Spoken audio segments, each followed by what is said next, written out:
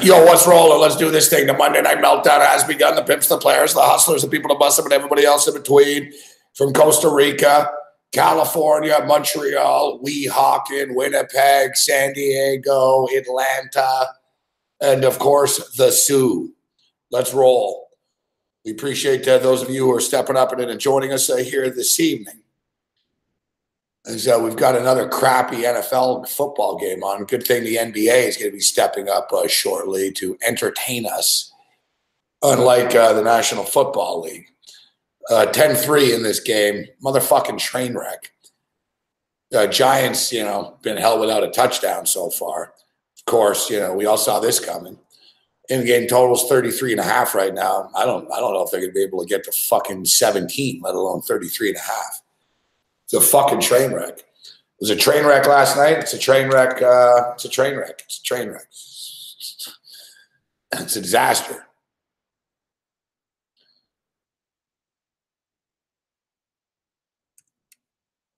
Like, the game is painful to watch. The broadcast team was painful. Like, it's symbolic, actually. Like, between ESPN and the Giants, they both get worse, with each week. Like, somehow this ESPN crew is getting worse, Like, it's beyond, like, they're by far the worst crew on TV. Like, they really are. Like, I'm in broadcasting. I don't like calling people out. I know it's not easy. This is big league shit. They're more successful than I am.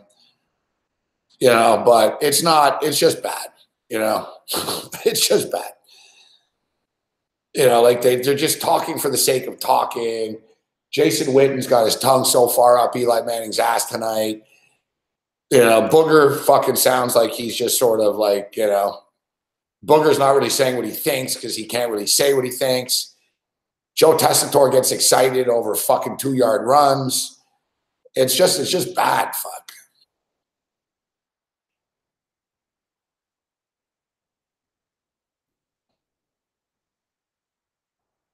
Anyone else like to share? How about you in the back with the glasses, sir? My name's Bobby, and I am an addict. Hey, Bobby. Hi, Bobby. You folks aren't here because you're gamblers. You are here because you're NFL gamblers. Hey, Bobby. These folks don't need to stop doing what they they're need to doing. stop betting on football. Who's dealing? Who's that?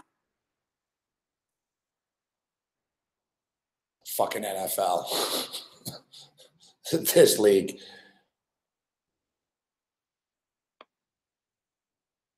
No, I don't think Jason Witten's operating at a high level. And I like somehow these motherfuckers they somehow made it Odell Beckham's fault, Like, Eli Manning panics under pressure, throws the ball out of the end zone, and Jason Witten somehow isn't happy with the route that Odell Beckham ran. Listen, fucking Witten. Another thing is, too, with Witten, they got to do this, you got to do that. Last time I fucking checked, he was talking, and he won't criticize Eli because I don't know. I guess he's probably plays golf with the Mannings or something. But he's going off about this and the Falcons that, and I thought to myself, I'm like, you know what? The Atlanta Falcons are more successful than you've ever been in your career, Witten. Like, well, who are you to fucking tell what Matt Ryan should do? Like, Matt Ryan's been to a Super Bowl. Like, did you ever win a fucking playoff game? Fucking Jason Witten and Tony Romo, the big fucking experts of football suddenly. It's like, I was thinking about that. It's like Dallas Cowboys, It's like Moose Johnson. Moose Johnson's good. Troy Aikman's good. Like, those guys from that Dallas Cowboy team were good. Now we're just force-fed fucking Romo and fucking Witten.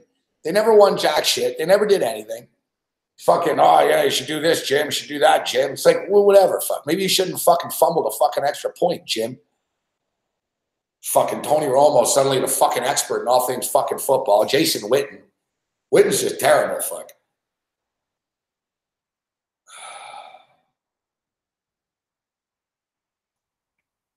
They're all terrible, Everyone's terrible.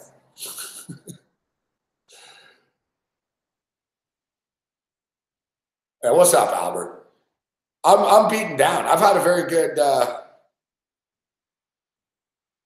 tomorrow, like tomorrow we're gonna have to bring this up. Yeah, with Corey. Yeah, I don't know. Corey will just defend the Cowboys no matter what, and Jason Witten no matter what, evidently. Joe Tessitore is bad as well. It's hard to make an Atlanta Falcon game boring, fuck, but they've managed. Oh, here are the Giants moving the ball again. How are they going to fuck this up? 3rd and 10. Look for the Falcons to bring some pressure. Yeah, no shit they're going to bring some pressure. Game here in the 3rd quarter. To the end zone, incomplete. Eli, nowhere close. Like watching Eli Manning is like watching a fucking boxer that fucking should retire, that's getting beat up. You know, or like a politician that got caught in a scandal. They need to hold a press conference. Like, I feel like it's coming time. There should be a press conference for Eli soon. And I guess listen, the media is gonna fucking cover your ass. You and the Mannings, fuck you and fucking Peyton. Like, think about it. Like, Eli Manning's fucking terrible, fucking. Somehow this is Odell Beckham's fault. I love ESPN too. ESPN, these fucking cocksuckers tonight on the broadcast are fucking ripping. They're fucking ripping Odell Beckham for that fucking interview when that interview was on fucking ESPN. Fuck. like it's just the whole thing is just, it's beyond fucking. The ESPN like played it a million fucking times and shit. It might have been on the NFL Network. I don't know who Josina Anderson works for.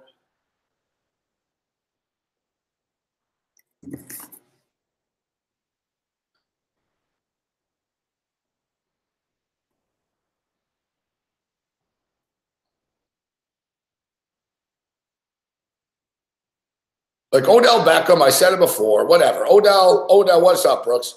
What's up, Taylor Stevens? Nice to see you, Taylor. Odell made his own bed, fuck. You know, he took the $95 million. He's got to deal with it. The one thing that Jason Witten said tonight that I'll agree with was that, you know, when you get $95 million, you should shut up. Like, I get it. But like I've said many times before, I'm an Odell Beckham backer. I'm a backer of his. And I see things through his perspective more than anyone else, like through the Giants or Eli's perspective. I would have fucking asked for a trade. Like I wouldn't have re-signed with the Giants if I was Odell. Like this was coming from a mile away. I wouldn't have stayed. And Odell is like the scapegoat for everything all the time. Like, I don't know how they're going to twist this to Odell. The thing is with Odell, he might snap before the night's through. He might throw his helmet on the sideline. He might do something, and it'll be about him tomorrow instead of about the team. Now, it's not just Eli Manning. Pat Shermer can't coach. Like, I'm so sick of this bullshit, too. I'm sick of everything, fuck. You know, tonight's old school rage. Fucking, I'm so sick of everyone fucking talking. Every fucking announcer, analyst, same bullshit. Oh, Pat Shermer did a great job in Minnesota. Did he do a great job in Minnesota? Or is Mike Zimmer a fucking great coach and he was there with him? You know, he did a great job. Every coach, it's like you watch college football. Team could be 0-9. Oh, he's doing a great job at the program, Chuck. No, he's not doing a great job at the program. That's why he's going to get fired in 3 weeks. Fuck. Tonight, Witten, Pat Shermer, yeah, great call, great play.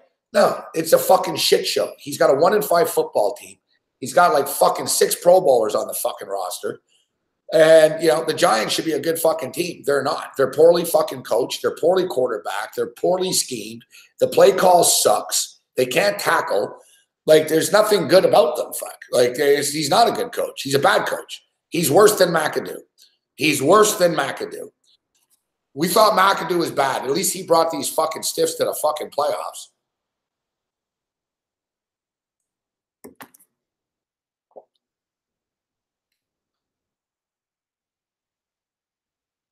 He can't coach. Fucking horrible play call on the 4th and goal when they went for it was fucking Barkley. And then on 3rd down was a bad play call with their little stupid fly sweep. Joe Tessitore, there's the fly sweep. Shut the fuck up, Tessitore. I like Tessitore. I like them doing college, but it's just not working in the NFL. Send them back to fucking college. Fucking ESPN, change your fucking crew every year. Put me on, fuck. At this point in time, just put me on, guys, all right? I'll be less hated than these two.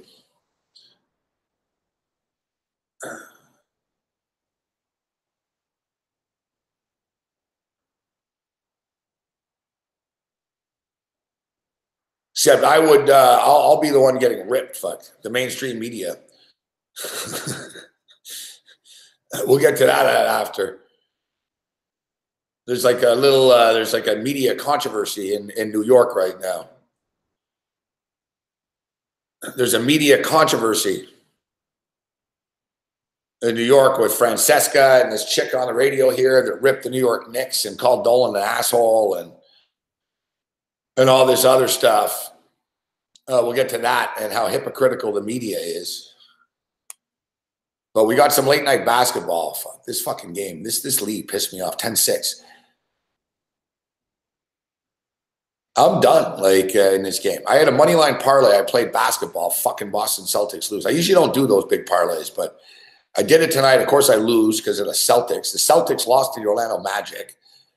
Oh, the Celtics. Oh, the Celtics. Raptors can't beat the Celtics.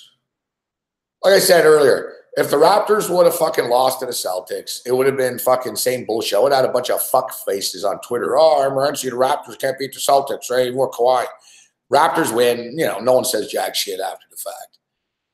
Yesterday, I go like fucking 7, whatever. Fuck, man, a ton of wins yesterday. Oh, you're tied to Bengals, huh?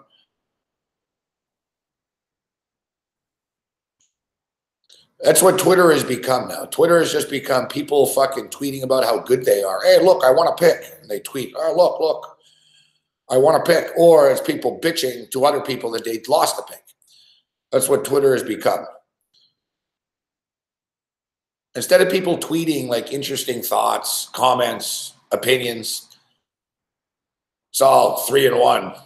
I'm the best. And then it's 1-3. Oh, sorry, you suck.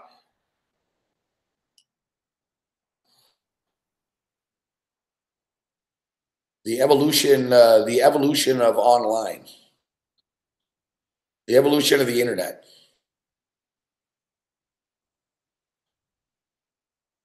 And Twitter's gone. Twitter's like, I'm not one of these people. I'm getting off Twitter, but Twitter's like gone to pretty much hell.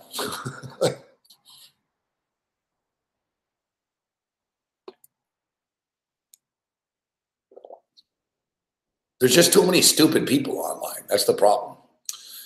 And unfortunately, a lot of them seem to watch me. So we got basketball here tonight. Damian Lillard.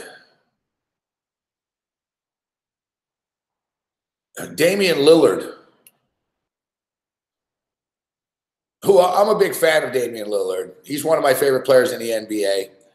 Lillard brings it on a nightly basis. He's a cool dude. He brings it on a nightly basis. He doesn't complain. You know, he does his thing. You know, he bitched about the All-Star stuff, the snub, but he's a good rapper too, actually. Like a lot of a lot of athletes rap and shit, and they're terrible, but Damian Lillard doesn't suck. So anyway, Damian Lillard's a cool dude, but he showed up tonight real good. He showed up with a Stone Cold Steve Austin mask. He walked into the arena with the belt, and yeah, it was pretty good. Fuck, I tip my cap to Damian Lillard for that. That's what I was talking about. That I've been talking about this for the last week or so. That the NFL is like the no fun league, and you know the NBA delivers on a nightly basis. Like the NFL has a few good games a week, but there's a shitload of hype about it. You talk about it all week, and it's like, holy fuck, this game sucks. The play calling sucks. The fucking announcing sucks. The production sucks. You know what I mean? It's like long and boring. You know, you watch it because for the sake of watching it, you know? Meanwhile, the NBA, pretty much on a nightly basis, there's like big time shit in the NBA.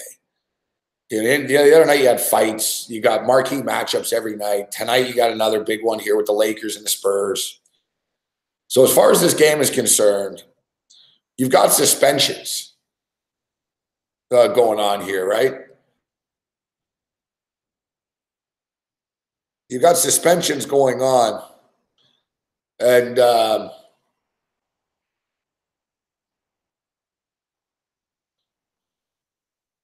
Rajon Rondo and Brandon Ingram are out for the Lakers tonight. So what does that mean? It means it's a hell of a lot more playing time for Lonzo Ball.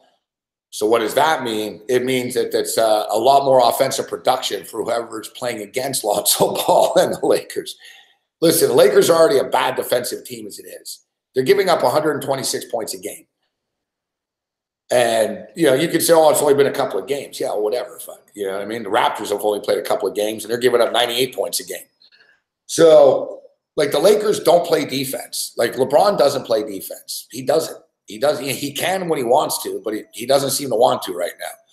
So LeBron's standing around. LeBron's another one. No one's going to call him out and shit. But if you watch LeBron with the Lakers, there's a lot of standing around. There's a lot of I'm sure he's already regretting things. I'll put it that way. I'm sure in his mind he's already thinking, holy fuck, what did I do? I'm fucking committed for 4 years. He's probably thinking holy shit, fuck, who we play tomorrow? Fuck, San Antonio. Who's after that? Utah? Oh, fuck, really? Denver? It's not going to be fun for him. And now everyone's going to be up because it's LeBron and shit, right? And the thing is with LeBron, I'm not shitting on LeBron, but his teammates aren't very good. Brandon Ingram's good, and Brandon Ingram's not there. Rajon Rondo's good. He's not playing tonight. So essentially, what do you have tonight? You've got LeBron James, Lance Stevenson, Lonzo Ball, Kyle Kuzma. LeBron, listen, tonight's the night where if you're betting these LeBron props, he should go over the number. I'm not taking it. I'm 0-2. LeBron just doesn't have that extra gear, fuck. He doesn't seem to care. It's the best way of putting it. They quit against the Blazers. They quit against the Rockets. I don't know why. He just quits. How many shots did LeBron James take in the last 4 minutes of the game on Saturday night? Fuck. I'll tell you how many he took. One. He took one. And don't give me this bullshit he's getting his teammates involved. Fuck. He stood around. You know what I mean? It's fucking Lonzo was on his own. Fucking Kuzma was on his own.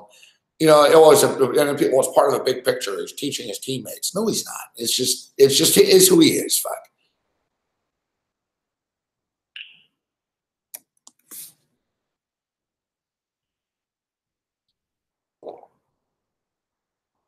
How long was that last field goal?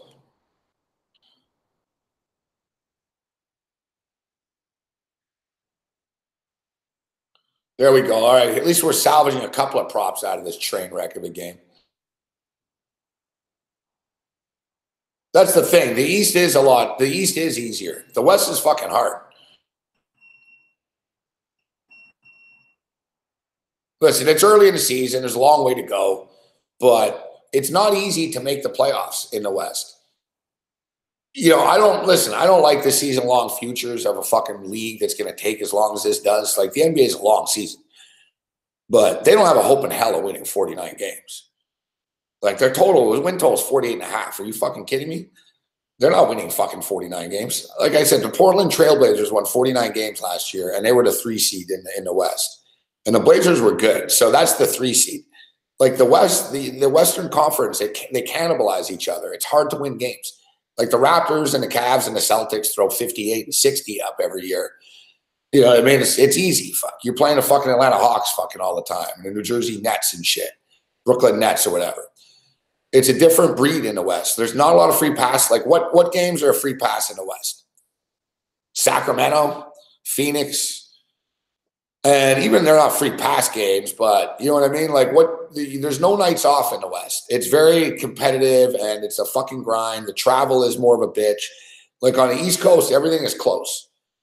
Cleveland to Detroit, Toronto to fucking Detroit, Toronto to Chicago, Toronto to Boston. The East Coast is so congested, the cities. The West is, he's flying around and shit suddenly. He's not going to like it. We all knew this. A lot of people said he won't go to the West because of this, because of the competitiveness. And I'm sure he's thinking, fuck, I'm going to need some real help. But we've been down this road. Nobody signed with the Lakers this year. So anyways, all this to say, I think the game, I think the Spurs are going to win tonight. I think the Spurs are going to win. I think LaMarcus Aldridge and DeMar DeRozan will have enough. They can do enough to beat the Lakers. I'll take Popovich over Luke Walton. Basically, you've got LeBron James. Okay. I don't fear LeBron James that much. Whatever, man. Yeah, he's great and all this shit. But, what's he going to do? You know, what's he going to do? Fuck. He's going to put 25 up. You know, okay. He's going to fucking pout. He's going to make some faces. He's going to tell Walton what to do and when to call a timeout. He's not taking games, though. Maybe I'm wrong. Watch him spite me tonight and fucking slam down fucking 47. What are the Giants doing, fuck? And watch these guys. They're trying to just get Saquon in space. Read the defensive end. All these guys pull. That's your play call on third down? Like, the play calling is atrocious. You've got, like, John Mara, whatever your fucking name is, the owner of the Giants. You should worry less about Odell Beckham's interviews, and you should more worry about your fucking coaching staff and your shitty quarterback. Like, what is that play? How is that going to work? What was that? 3rd and 6? They throw it like fucking sideways. Like, they expect, what do you expect? Like Saquon Barkley to run through fucking, what do you expect? You expect Saquon Barkley to run through 4 guys? Fucking. It's like even Witten said it before when they ran that stupid little sweep play. It's like, you know, if you fucking have him in motion and he's the only one in motion, like Saquon Barkley's good, but all the Atlanta Falcon players are on the 1-yard line. All the Atlanta Falcon players are there and they see Saquon Barkley fucking, he's the only one. He goes in motion and he stops and he gets the handoff. It's like both even Booger and fucking Witten, who don't like criticizing, as we know, both said, well, you know, the Atlanta Falcon players were kind of watching Saquon Barkley the whole time. It's like, you know, way to disguise the package, coach. It's like they're 2 feet in front of you. In fact, they're standing right there. They're watching Saquon stand there. They watch him alone start running towards here. It's pretty obvious. Like, I'm not a linebacker coach, and I'd be like, you know what? I think they're going to fucking hand the ball off to Barkley here. Like, it's just, it's so, and then they take a timeout and they come out of the timeout and they run Eli Manning out of the pocket. Like, for fuck's sakes. Like, Eli Manning can't throw a ball. And suddenly you're going to ask him to throw it in tight coverage in the fucking red zone like this. Like, who does that? Like, what kind of play calling is this? You should have just given it to Saquon Barkley 3 fucking times in a row in the fucking right there. You gave it to him on 3rd down. You should have done it again. Or, you know, you should have done a QB sneak, but you can't do a QB sneak because you got a fucking shit-ass fucking quarterback that can barely fucking take a snap right now. Like, I don't know, man. Like, put the backup in or do a QB sneak or something like fucking other teams do. You know, even the Saints bring in Taysom Hill now, CFL style. Like, the Giants are, it's beyond bad. It's not just Eli Manning. The play calling is fucking terrible.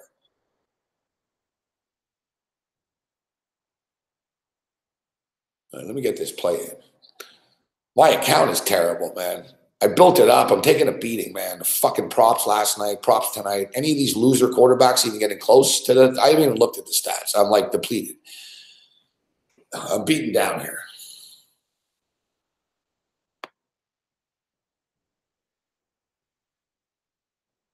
All right, so you also have the Golden State Warriors and the Phoenix Suns. It's 12.5. Fucking the Laker total is up to 226 right now. Son of a bitch. It's 222 early in the day. Doesn't it feel like the Warriors are like fucking due to fucking kill somebody?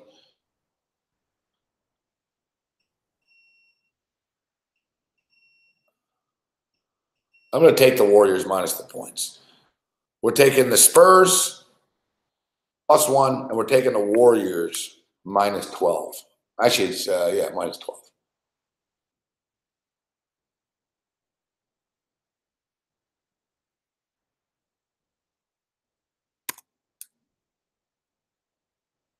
Warriors first half actually might be a good play here too. Look, the Warriors get bored. They need to be interested, you know.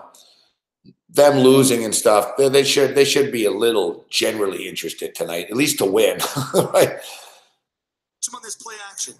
He's not going to go down the line. Stops right there and look at him. He's right. Like, this game has just been 3 hours of dinks and dunks. Fuck.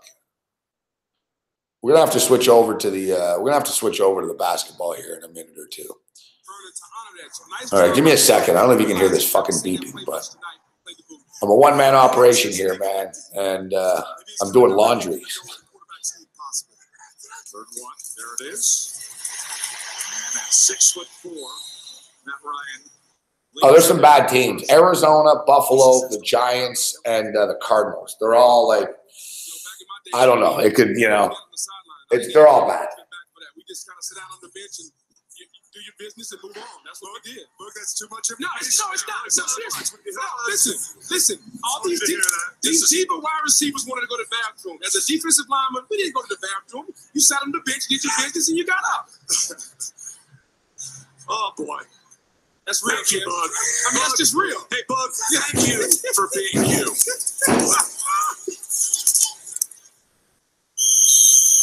Just a yard for Smith. It's a guy that doesn't like water, Odell Beckham Jr. And if you say that, that becomes a big story. And that's the thing. That's the thing that bothers him. Anything that he does in New York becomes a big story. And I asked him the question, hey, are you frustrated by the perception you have? He said, yes. I said, you also realize you caused that perception. He also said yes. And I think for him to get past the perception is for him to be patient. He's got to be patient and continue doing the right things, especially having a new contract that he has. And then that guy upstairs you just saw, John Mayer, the co-owner, said, hey, create the headlines of what you do on the field. He's doing that tonight with 115 yards. 2nd and 9. Ryan, just an easy throw to a crossing Julio Jones, who nearly kept his balance. Jenkins got just enough of him. But you know what? They're trying to bring this pressure, and when they do it, they're playing man-to-man. Well, if you put Julio on a drag, I don't care who the corner is. You're going to see it right here. He has to get through so much traffic. Janoris Jenkins does. He cannot make that play. And he actually has a nice tackle there. Good job. But as time wears on, and you keep playing that type of style, he's going to break one of them. I would think it would be better if you're going to play man-to-man. Get up on the line of scrimmage when you get your hands on Julio. I don't know if that's a good idea. You seen him, Bud? 3rd down and 3. Empty set here. Ryan has hit on his last 11 passes. Make it 12 and make it Calvin Ridley for a first down. But what's that? They play that man-to-man. It's just stealing for this game's so bad, even Joe Tessitore is having a hard time getting excited. That's when you know it's bad.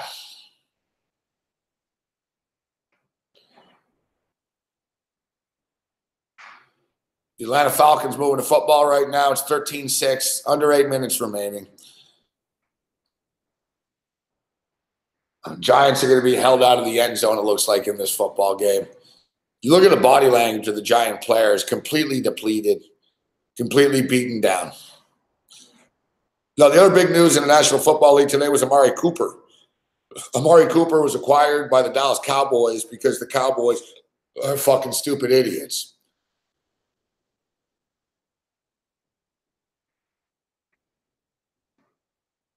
Like Jerry Jones is, Jerry Jones is a rich and successful person, but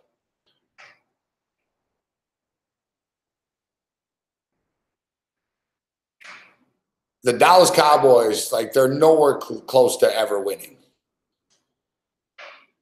And, like, he's their greatest strength. You figure that a guy that wants to win as much as Jerry Jones does, or you figure he would want to win, would actually, like, hire someone to help him win. Oh, big play. Touchdown Falcons. Yeah, like you figure Kevin Coleman, 30-yard touchdown run. You figure that Jerry Jones, would sort of be, you know what, this isn't working the way we're doing this. It's been a long time. It's been 20 years. It's not working. I don't know. I get the feeling that he's going to fire Garrett soon. I think he could fire Garrett at the end of the year.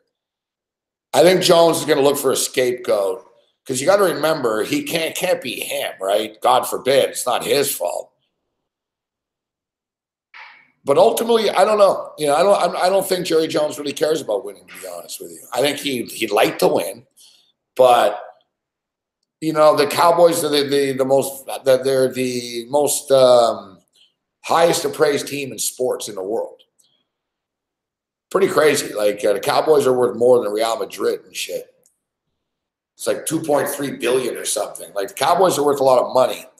So Jerry Jones, therefore, is worth a lot of money. And if you're already number one, right?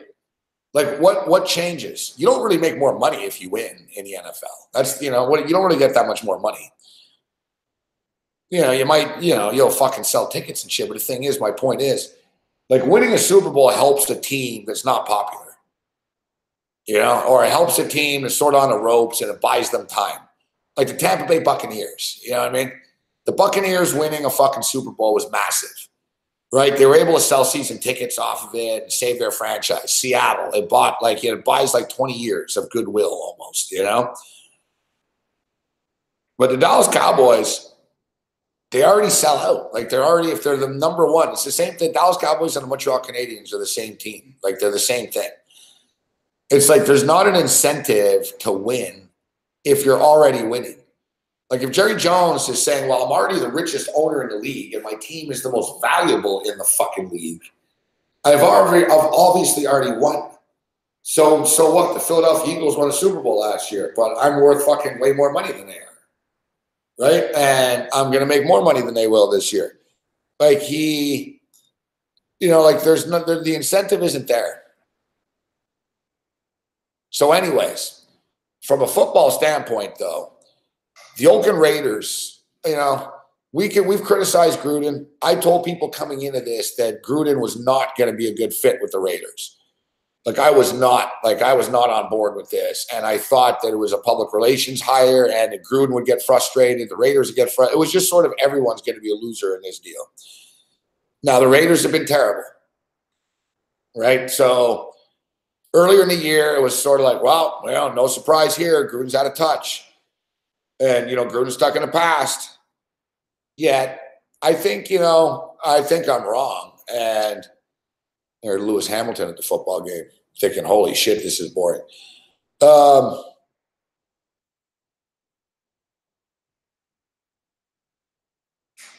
the more I think about this, I'm starting to think, you know what? I think Gruden actually knows what he's doing here in a sense that the Raiders aren't making the playoffs this year anyways.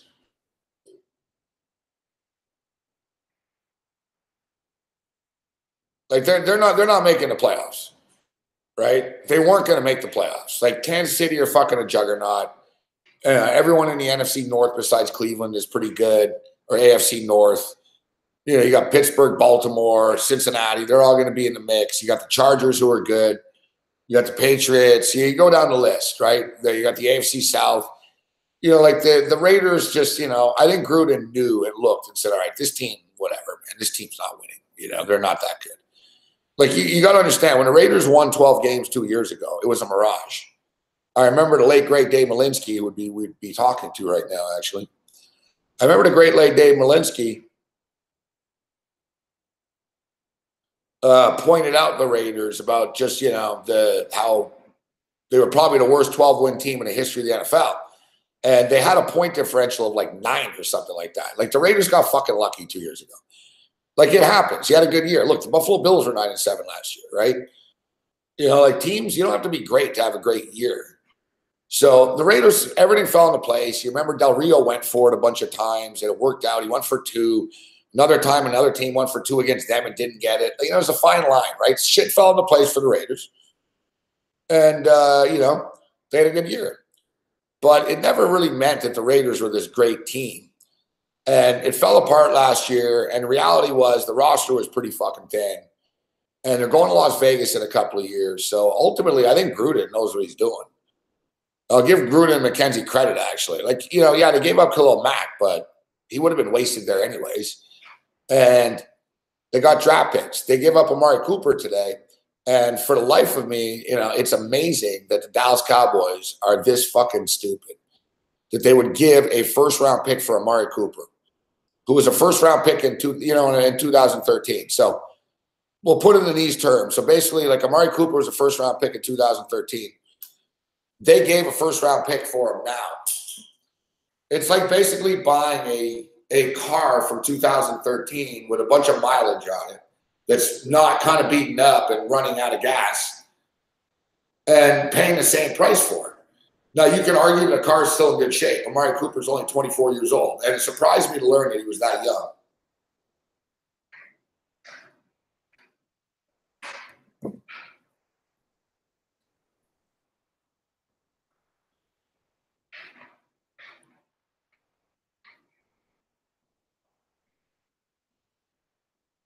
Saquon Barkley is not the new Trent Richardson, but you're free to your opinion, Daniels. It's a bad opinion, but you're free to it. How is Saquon Barkley the new Trent Richardson?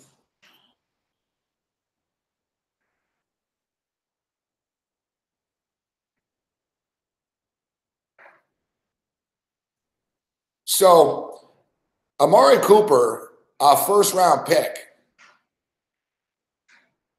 The Cowboys put it out there last week that we'll trade Amari Cooper for a first-round pick. And I almost get the feeling that Jerry Jones just fucking said, all right, give him a first-round pick. Instead of actually, I don't know, negotiating, looking around, other players.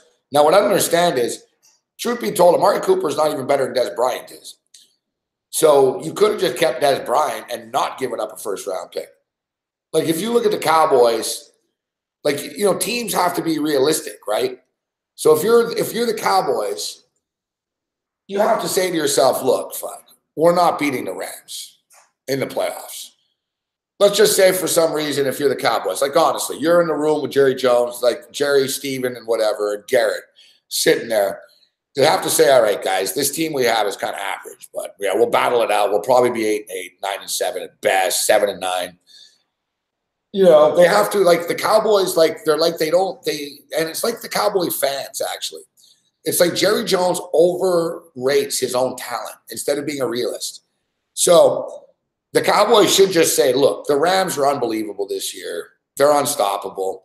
We're not better than the Rams. We're not better than the Vikings. Like, the Cowboys should just sort of concede that, listen, we're not winning this year. All right? They're not winning. You'd be a fucking idiot to fucking think the Cowboys are fucking winning anything. They're not even going to make the playoffs. So instead of just saying, you know what, it's a tough year, but we've been drafting okay. You know what, we got the we got the kid out of fucking Colorado State. The wide receiver kid's all right. Gallup's all right. We've done a great job drafting the defensive line the last couple of years. Our young defense is doing really well, actually. Cowboys defense is playing well. We're missing some skill position players. The Cowboys aren't that far off. They're missing some skill position players. You can't just hand it off to fucking Zeke Elliott fucking 22 times a game and expect to win.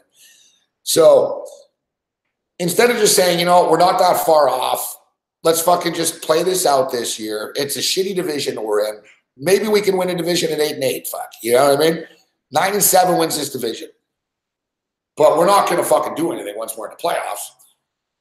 So instead of just saying that and accepting that we're going to get another first-round draft pick next year, and we're going to keep building this thing, they go in and give up the first-round draft pick for Amari fucking Cooper, who's not even any good anymore.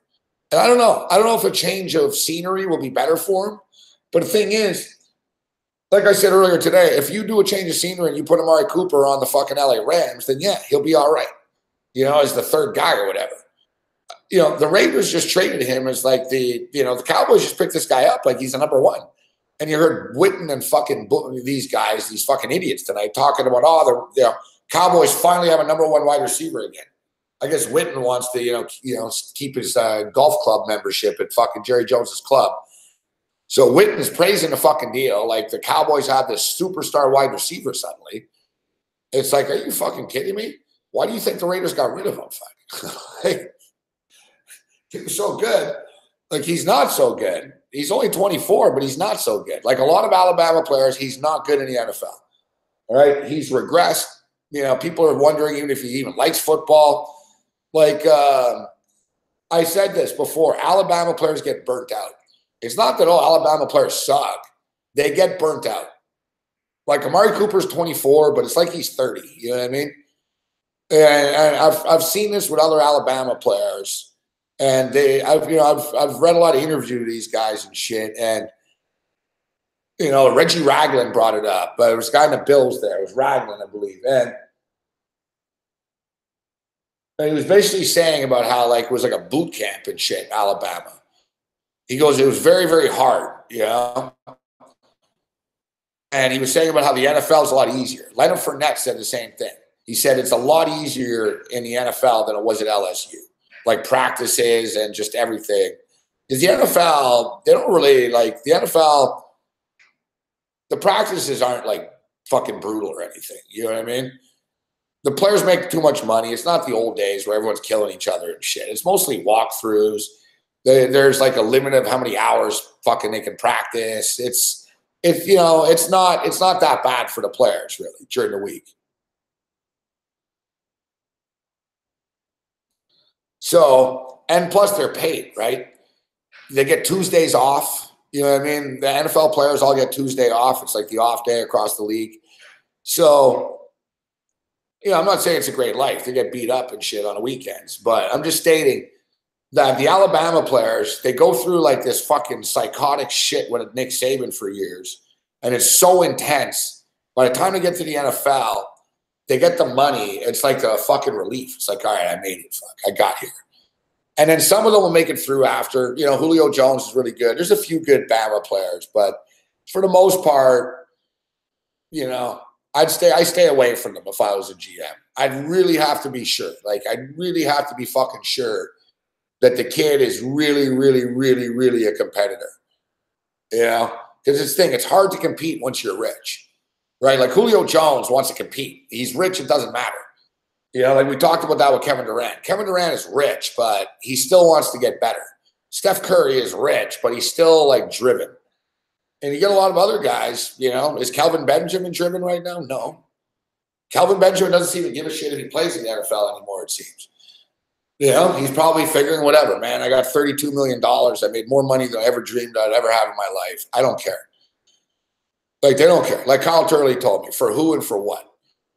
That's what players start to fucking think. Why am I doing this? Like, why am I here? Why am I getting beat up? Why am I getting ripped by the media? I don't need this. I'm rich. Right? I forget who the kid was. I wish I remember his name.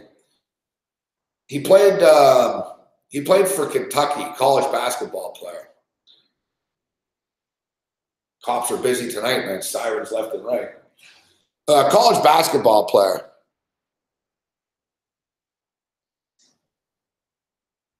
And people were calling him a big failure and stuff, the kid.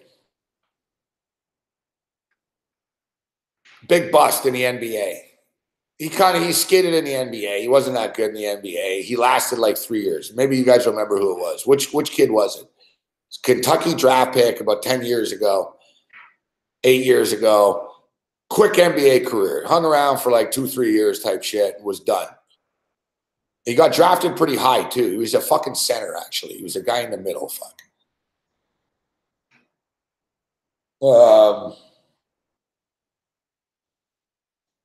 No, it wasn't Kid Gilchrist. Older guy. Anyways. It was right after the Mashburn era and shit. It's probably about 8. I don't know. Yeah, maybe it'll pop to me. If I see the name, like if I look at might have been Terrence Jones. Dog Willie. I think you might be right, but I think it was another kid. It was a more famous sort of known name. I think it was another known name. No, Odin played at Ohio State, Frank. Anyways, fuck. Buddy was sort of ripping the guy. People were ripping the kid, and he always a big loser. Big flop, whatever. And John Calipari said, it's funny. I see people calling him a loser and stuff. And he goes, I don't know how many kids who are 25 years old and have $22 million. He goes, if that's a loser. Calipari basically said he's richer than I am. Like Calipari essentially said, this kid already has more money than I do. And he said, I don't know if that's a loser to be a fucking, 50 millionaire when you're 22 years old. Like the kid, it was before the NBA had the structure of shit. He got a big contract. And he didn't last, but he walked away with $22 million or something.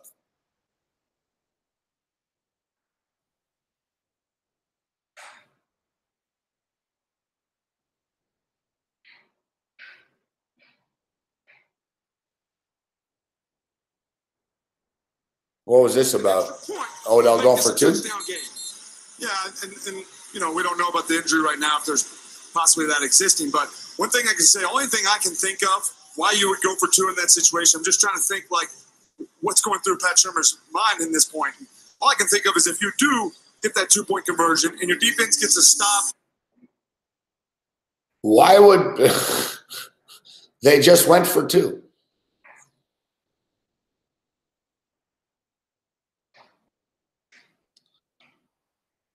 Listen, Doug Peterson did this, and there was a debate about this.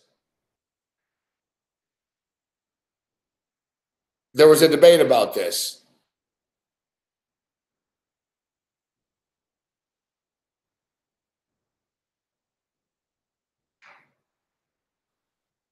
Yet you do this.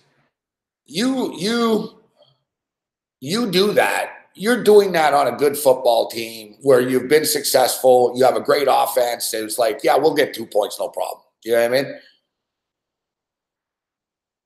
Basically, guys, the percentage is higher, supposedly. The percentage is higher if you're down to do this and go for 2. Yet it's only been done once ever before in the NFL, years ago, by Bill Belichick, and he failed. And it didn't work. And sorry, it happened twice. Bill Belichick did it and another coach did it. Bill Belichick did it with the Cleveland Browns like fucking 20 years ago. And if Bill Belichick doesn't do it, then it must not be good. Like Belichick tried this before down, instead of going for the heat, and it didn't work. Another coach tried, it didn't work. No one did it for like 18 years. Doug Peterson did it a couple of weeks ago. Now, Doug Peterson got the 2-point cover. They cut the lead to 6. But they never fucking scored again after anyways. So now Shermer must have seen that and figured, oh, yeah. But, dude, like you're in New York. You just cut the lead to 7. It's just a bad look. It's just stupid. It's just stupid. And another thing is, like, you can't get a 2-point cover. You're stupid. You have Eli Manning.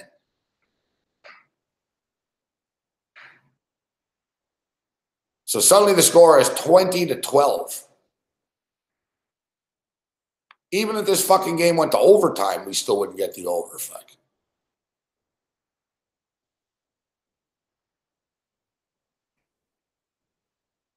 Spurs. Spurs already up 24-13.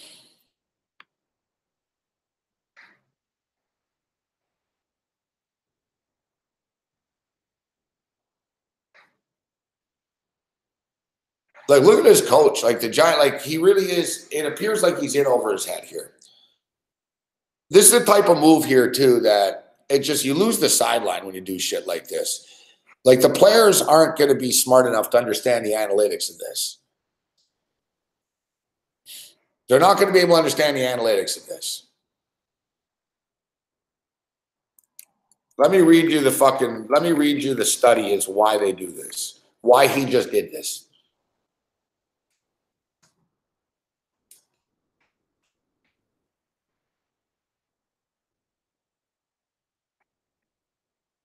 All right.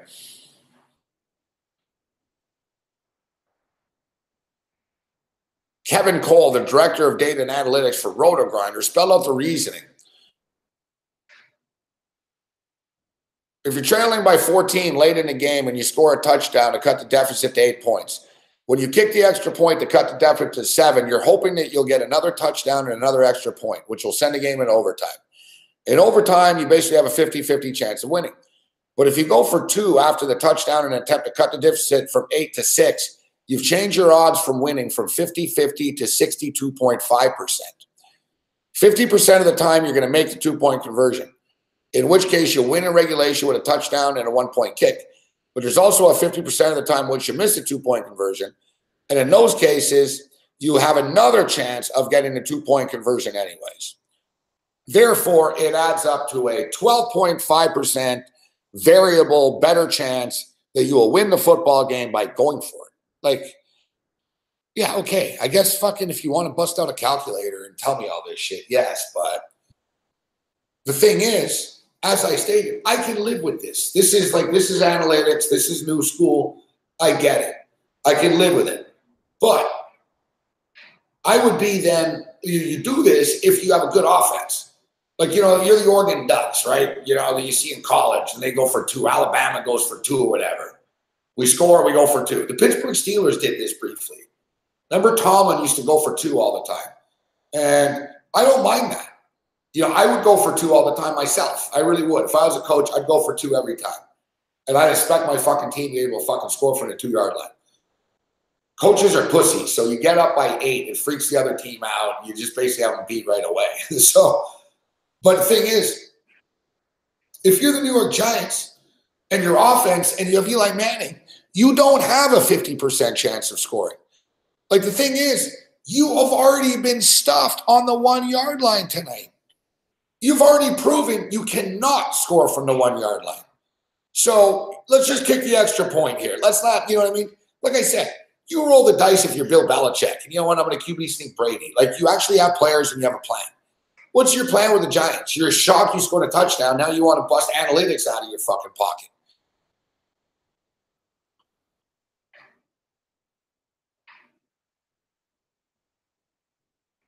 Exactly. Whatever make you happy. Like, the players on the sideline don't understand this little percentage shit. You're just pissing them off. You're just like, oh, fuck. Now we need a 2 again. And now it's in the back of their mind. Like I said, if you have a good offense, it's no problem. You pick up the 2. But now it's in the player's back of the mind. Even if we score a touchdown, we need a 2-point convert. And what are the chances that we do this? Right? It's a bad move at this point in time, especially if you're a 1-5 fucking football team. Why are you fucking around? You're a 1-5 team, coach. Exactly, Dog Will. You see, I'm agreeing with you guys. When you're a bad team, you can't be doing that stuff. You know, that's some cocky Bill Belichick shit. And it's no wonder he was the first one to do it. Right? That's some like, okay, we're going to get it. You know what I mean? Like, you guys scored your first touchdown of the night. You've already been shut out on a 1-yard line already. Like, your offense is putrid. So let's fucking put the hands of the game in my offense here. Just kick the extra point.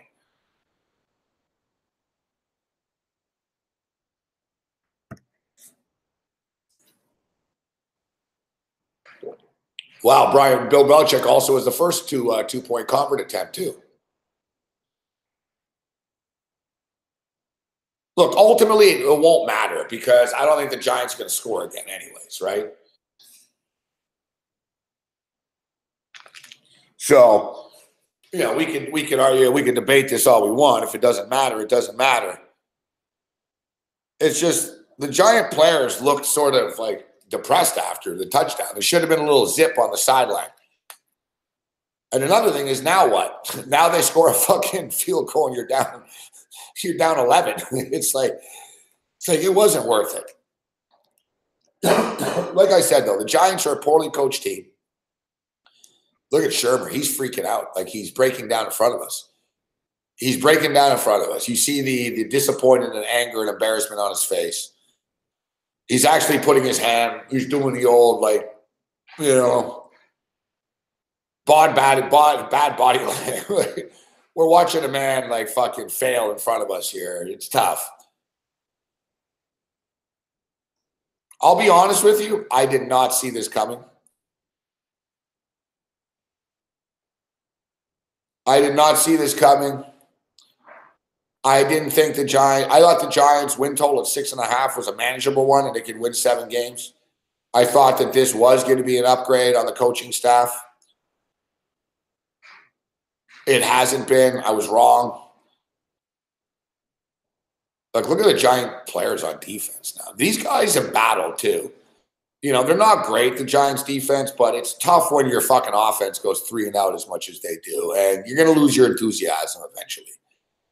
Like, the Giants defense is trying to fucking hang in games, but there's only so much they can do.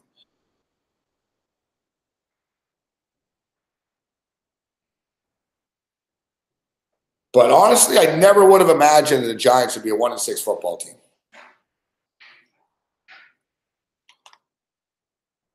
Never thought the Giants would be a 1-6 team.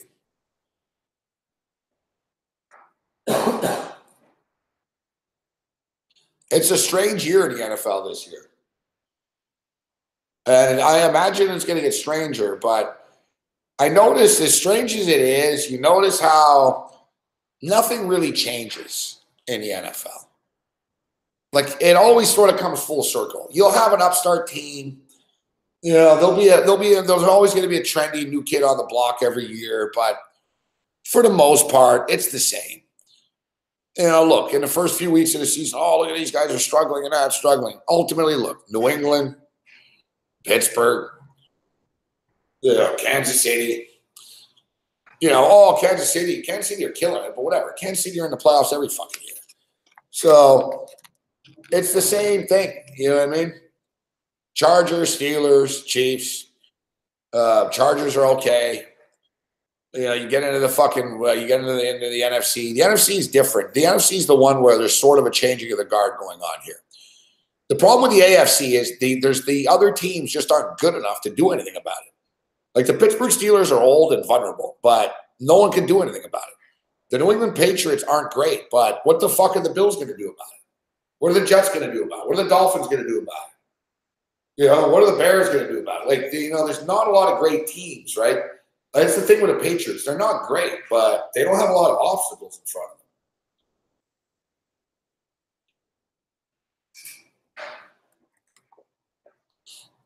The NFC is a little different. You have a clear changing of the guard here in which the Rams have taken over the West. And, it's just the Rams and everyone else. The Rams pretty much have taken over the NFC. But, the Vikings are good. The Saints are good. But suddenly you got the Redskins in the mix here.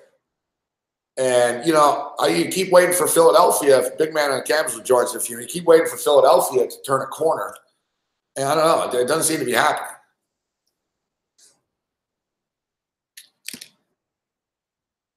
That was a devastating loss for the Philadelphia Eagles yesterday.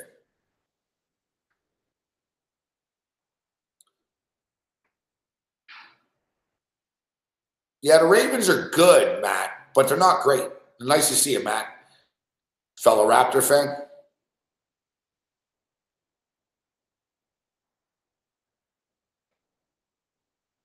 No, the Eagles aren't done yet, Ro. I'm not going to bury them. Put it this way, though, no Super Bowl champion who's ever been 3-4 has ever made the playoffs after.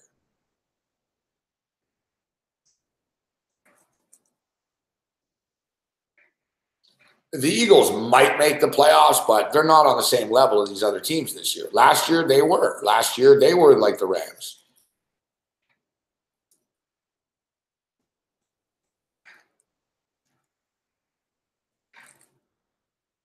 Yeah, Ro, we'll hook up for sure at the book.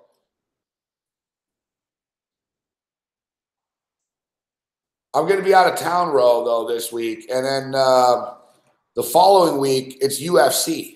But yeah, come down to the book. I'm usually there Saturdays, Ro, but I won't be there this Saturday. That's the big day. Otherwise, I'm just sort of in and out.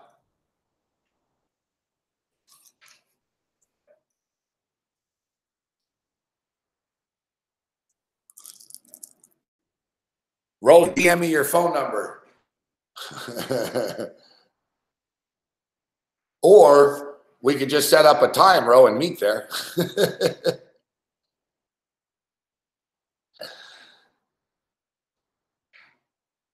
I told you, I was at a game. Fuck, the guy comes right up to me. He's like, he goes, "Hey, Mercy." He goes, "I'm a big fan of yours." Never mind, I never see him in a chat or anything like that. He goes, "I'm a big fan of yours." He just bust out his phone. He goes, "Give me your phone number. We'll hook up sometime." I told him, "Well, yeah, you can follow me. You can also get me on Twitter." I said, "Oh, you can also get me on Twitter or Facebook." He's like, "No, give me your number."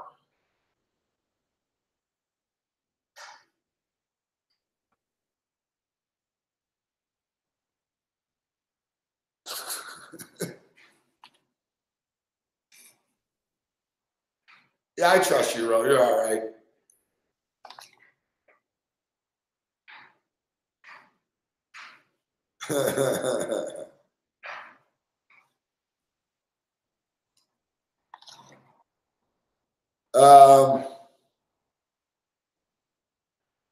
No, I will not see a Raptor game this weekend when I'm there. No. I will not. I'd like to. I don't even know if they're in town, to be honest. But no, I'm recording a record.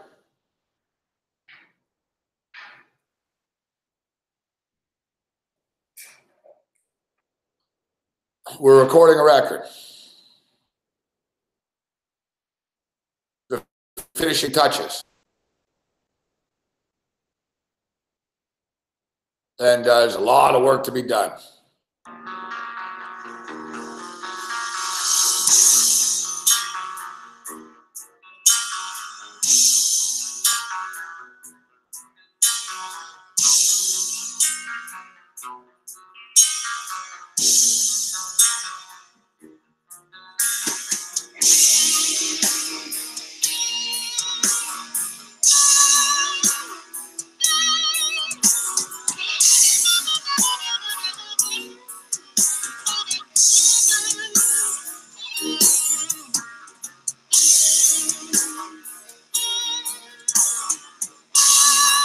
It's going to be much heavier. We're adding.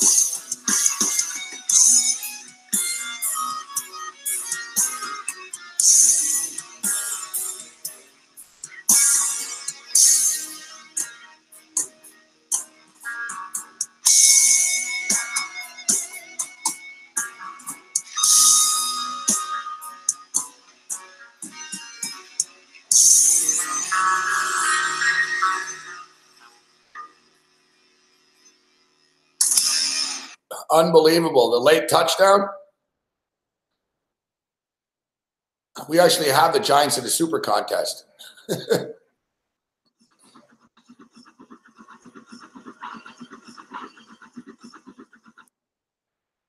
Yeah, that new song we just played, Enemy of the State. It's fucking cool at the end there. Sounds like old school Iron Maiden.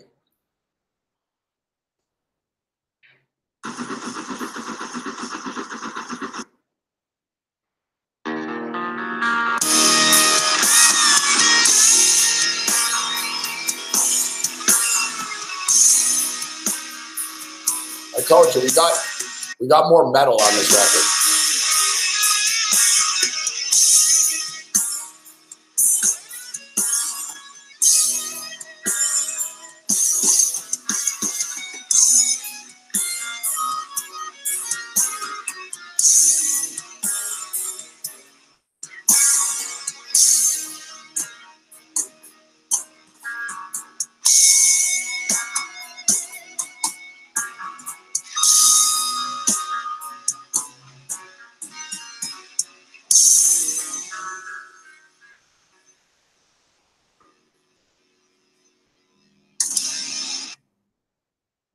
It's not heavy enough, though. It's not heavy enough.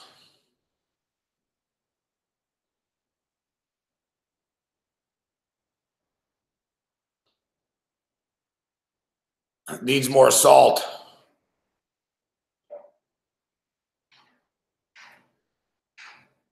It needs more salt. More spice. Yeah, you know what? We're going to wrap it up this weekend. It won't be finished this weekend because we've decided we're making it heavier. We've got to add more to it, more guitars. Like we didn't layer it very much. Like our first record, we fucking layered like 8 times of guitar tracks. We're getting technical now to the production and shit, but it's missing it's missing a crunch. It's got to be a little crunchier. It's heavy, but it's got to be heavier. So it's going to take us another couple of hours here. I'll be in Toronto this weekend. So I'm not even going to be in Toronto. Fuck, I'm going to stay like by the airport and shit. I won't I got to go to a storage locker. Other than that, like I really won't see Toronto very much. I'm going to stay at a fucking airport hotel type thing. I'm going to go into the studio. I'm going to be like a professional. Fuck. I'm going to go to the studio. I'm going to go back to the room alone, play guitar, go back to the studio. And I guess I'll see what this legal weed fucking train wreck thinks about in Canada.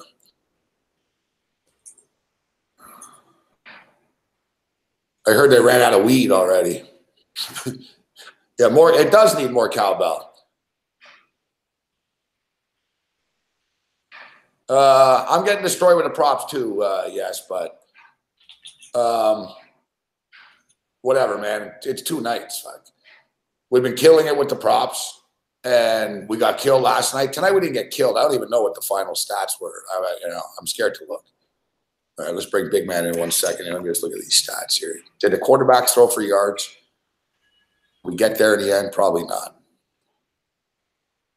Oh, shit, we did. What am I saying? Fuck. We killed the props. What am I saying? I went 5-0 in the props. Fuck. See, I don't even know. I wasn't looking. I'm so depressed about last night still. I gave you Matt Ryan over 315. I gave you Eli Manning over 285. Told you long field goal prop over and over 4.5 sacks. It's too bad I put fucking more money on the over this game, but hey, we swept the props. There you go. All the dickheads who sent me tweets last night. I bet you right now, too, all these fuck faces. All right, good pick with the Bengals. I guarantee you right now, big man, that my Twitter account isn't lighting up going, hey, Morency, thanks for the 5-0 prop night. I bet you they're not doing that. But last night, oh, the Bengals, fuck. I had people telling me all fucking night, fuck, oh, the Bengals are losing. Like, I need to be told the Bengals are losing. Like, I didn't know the Bengals were losing, fuck. Yeah. Fucking dickheads online. I have people hitting me up. A big man. You're not having a good college football season. Yeah, thanks. I know. Thanks. Like I'm not aware of that. Appreciate it. They tell you. Yeah, I'm not aware of that. It doesn't eat me fucking crawl every night. Yes, I know. Yeah. Fucking, I can't believe the Giants backdoored this. Oh, it's ugly if you end up. I was in a weird spot because I took the Giants in both the contest teams because it was 6. It was 5.5 and 6, I think, 6 or whatever. Right.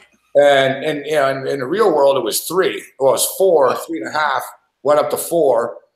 And I bought it down to 3 today. So I was sort of like in the middle. That's why, if you guys noticed tonight, I really wasn't bitching much during the game because it was like whatever's going to happen is going to happen. And I got both sides of this. You middled. That's good stuff. Well, I don't get paid for the contest pick tonight, but it adds up. There's a big difference between 4 and 3 and 5 and 2 in this contest. And we're on a little bit of a run now. We were 24-17 and 1 in the Nugget contest. And we just went 5 and 2 this week. So we're now 29-19 and 1. You know, I could do a little better, but we're in this thing, big man, at 29-19 and 1. We're racking up the wins. Hey, whatever makes you happy. I bet your fucking mom won't say that tonight, bitch. I didn't see who. Not in the chat. I thought you were talking to me. Fucking pussy. Not in the mood, dickhead. Hey, get out of here. Clown. Talk for a minute without insulting people. Fuck. No. Hey, but I mean, Gabe, I mean, you're a big NFL guy. I mean, have the Falcons beaten anybody by margin? Seriously? I mean, no. Every game is close they play. It's you know, it comes down to the last possession. I know, but you know what I said earlier about them is they were 1 and 4, but they could have won a bunch of those games. They really weren't a 1 and 4 bad team. You know what I mean? Right, but again, I'm not looking to lay points with them right now. I mean, no, I know. No, it's just kind of, you know, it's just kind of always too close. I mean, every game they fucking play is close. Let's see if these fuckers paid me yet. You hit that long field goal prop, I'm sure. Right? Yeah. Oh, they haven't paid them. That's the thing when you get paid the props. It takes longer to get paid after. It takes longer to grade them. Yeah. I wanted to jump in now on this basketball. I'm already in on the basketball. Yeah, I'm in on it too. I got to play right now. And we fucking told you guys the Lakers don't play defense. And look, they gave up 40 points. Already 93 points in this basketball game. Oh, yeah, this game. These fucking totals are fucking flying. 69%. Look at that Memphis-Utah game, though. The one game you probably think is going to go under. What is it? What do they got, 150? No, I've been talking about this. I told people last week, actually, that the Utah Jazz are a sneaky over bet, big man. Well, look at the game tonight. It's one of those old school NBA games, 95-88. What, with them and Memphis tonight? 86-77, 2.5 to go. Yeah, it's a rarity. Old school, yeah. Yeah, no, you need to play Utah when they play offensive teams. Like they won't break the other team's will. It'll be a fast track, like we saw the other night with Golden State. You know, Gabe, there's this guy on the chat right now. I seriously believe like he has something to say about this 5 dimes thing. This guy literally, Gabe, has asked every show on the channels today at least 10 times about this guy. Like, I seriously think he's got something involved in it. No one here has anything to do. No, seriously. He literally has asked, like, questions about it literally 10 different times on every show. All right, listen. It's a pretty simple. The guy from 5 dimes didn't get whacked because fucking of anything that he did or any sportsbook beef. Right. He got kidnapped for a ransom. Because he's rich. Because he's super fucking rich.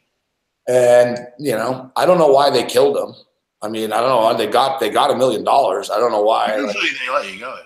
Yeah, I guess, well, dead man can't talk, right, after?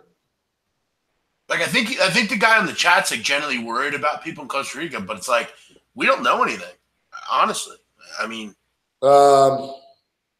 Yeah, good point, AG. Hey, listen, it wasn't me. I'd be concerned, too. Trust me, like, there's been times recently even I've considered, you know what, in a couple of years here, I'm going to move to Costa Rica. Yeah, I think you've told me that, yeah. And now makes me think twice, you know what I'm saying?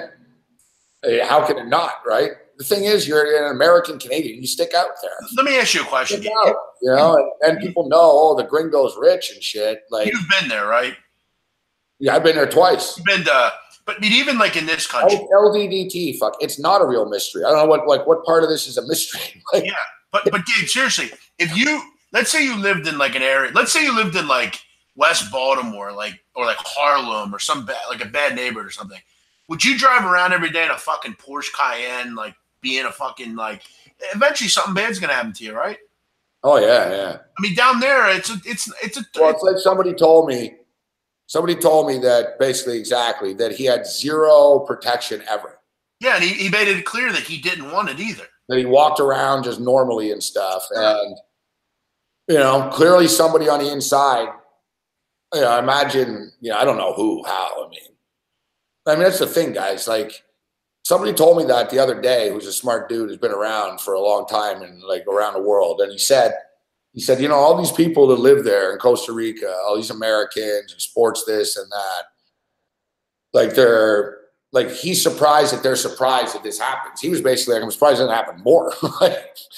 He's like, they're in this little bubble there that it's like I told someone, man, like big man, like you're next to El Salvador, bro, the most violent country in the world. Like Colombia is the other neighbor, and Panama and shit. Like, you're not in Beverly Hills, fuck. You know what I'm saying? Yeah, exactly. And like you said, and people get fucking carjacked in Beverly Hills. So that, dude, when I was in Costa Rica last time, that was my concern, fuck. Yeah. I was just thinking because we were up in the middle of nowhere. I didn't mind it in the city actually, and I even I do stupid shit. I'm not scared. Like I got into a car with strangers and shit in Costa Rica. All right, so I'm whatever. I'm not fearful of that shit, but I didn't like it in the mountains, dude. We were in the mountains and same shit. Every time a car pulled up next to us, I was thinking, oh fuck, like what are we about to get fucking carjacked here and shot on the side of the road in this mountain? Like it was crossed my mind a lot because that shit happens a lot. Yeah, I mean, they kidnap people in those areas. And LTD, I mean, you're really a moron. I mean, a total imbecile. Now you're kind of saying that this was some kind of crisis actor thing. Come on, dude. Get a grip. Let the man rest, for Christ's sakes. Yeah, well, this guy, I'll boot this guy out in a second. But who cares, dude? I mean, let the guy rest. It's a shame. What are you trying to solve? I mean, seriously. Yeah, it's sad. You see that picture. Also, dude, like, I don't know if this guy knows, but like generally when you have a ransom, you don't kill the person. That's not how it works. What would be the point of the ransom? Doesn't make any sense. These are low-level people that probably followed this guy, saw he had some money and jacked him. And he probably didn't give up anything, and they just whacked him. Yeah. Yeah, no, they did. They did give up. These are hardened criminals that like are part of some big syndicate. He probably, did something to offend them, or wouldn't pay them extortion money, or I don't know. And they told him. No, there was not. I don't think anyone was got offended. Fuck, he's a rich guy that got kidnapped. Sure. And, sometimes guys that kidnap people aren't always going to be the nicest guys after, right? Exactly. I'll tell you though, they're gonna get they're gonna find them. Like they're gonna find them. Like it's not good for the country. It's not a good look. I believe they did find him. Did they found the people that did it? Oh, I thought you meant him. No, they didn't find. I mean, how would you? I mean, I guess you'd have to. I mean, I don't know what their level of sophistication is for solving murders there, but it's a small country, bro. Sure. Like, trust me, they're gonna figure it the fuck out. And put it this way, dude, they're not going to get picked up in handcuffs. No, they're long gone. Like, no, I mean, they're going to get killed. They're not going to jail. They're going to get murdered. They're going to get killed. Like, they can't have this. You know what I mean? Like, they're going to find out who it is, and they're going to kill them. Fuck. Like you said, unless they fled the country or whatever, and then they'll get whoever, like, they're around them. They'll bust their family or whatever.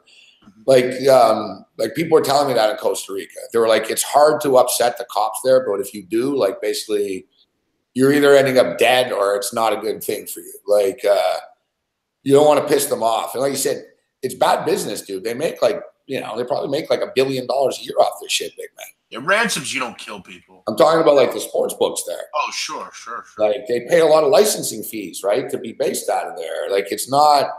Like, this is something that'll go all the way up to the president type thing. Yeah, it's not good for tourism at all. Like the president knows. Yeah, tourism it won't affect because Johnny Tourist doesn't give a shit. But what's bothering you, isn't it?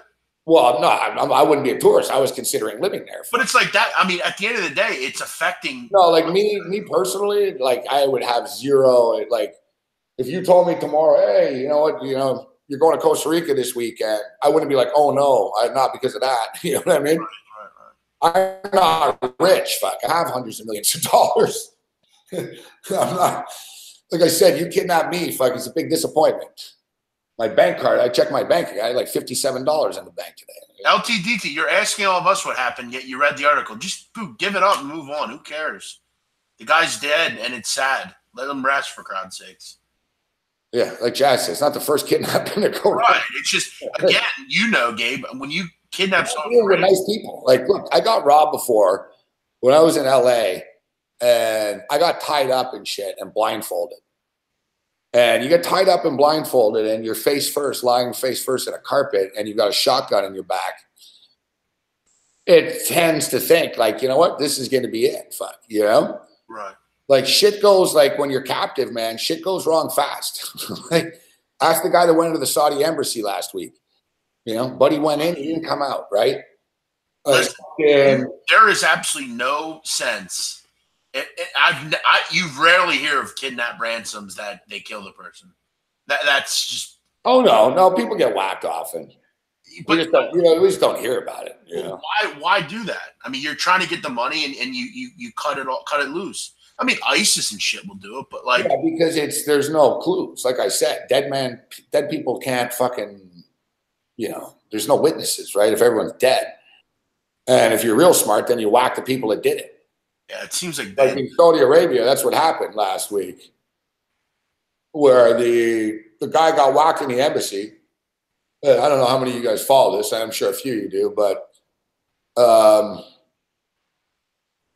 the guy gets whacked in the embassy, and now the other day, one of the big generals in the Air Force in Saudi Arabia died in a car accident. Fuck, very suspicious car accident, we might add. So it's the old John Gotti way, fuck. You fucking whack someone and then you whack the person to whack someone. Yeah, but if you're listen, again, I guess I watch too many movies. Yeah, what are you gonna do, big man? What do you think they're gonna do? Drive them home after? And say, no, I'm not saying that. No. I'm saying get the money and say, all right, we're done. Fuck, throw them in the fucking water with the crocodiles. Fuck, you know what I mean? Well, listen, I get you, but again, I'm not gonna. If I'm kidnapping someone for ransom, the goal's. You get the money and that's that generally. But maybe you're right. I don't kidnap people, so I wouldn't know. Yeah, like I said, dude, we're talking about Central America. Right. I don't know if I stressed that enough. Yeah, but these far right militias and things like that, they don't do that. Yeah, like exactly, Savage. It's Central America. When I went to Costa Rica. Costa Rica's not dangerous. The last time I landed in fucking El Salvador. Fuck. And I did my transfer plane in El Salvador, and everyone on the plane, man, like local El Salvadorians were telling everyone, like, why are you coming here? Like, what are you doing? Like, basically, like there was a girl in front of me from Toronto, El Salvadorian, and she told me that she's from there. She was a girl. She went to Canada, whatever, and she said like she's scared shitless. Fuck. She's like, I don't like coming back here. And she goes, and I know the place and I'm safe kind of, but like she was warning this other group of people. They were like Christian missionaries. They were like, don't drive at night. Like, don't do this, don't do that. Like, it's basically, you have to have your head. Like, you think like South Philly's bad or whatever, bro. This is a different level. Like, it's Costa Rica. It's not fucking Beirut. I mean, it's a tourism town. There's tourism cities in the country, big man. I don't know. I've never heard nothing like that. Anywhere you have extreme poverty, bro, there's fucking extreme crime. Like Costa Rica is like relatively safer than all these other countries. I don't go to those fucking countries, man. Yeah, it's relatively safer, but this shit happens every fucking right now, dude. Someone's bad, a tourist, something bad happened in Mexico. It happens, dude, around the world. Yeah. I don't go there.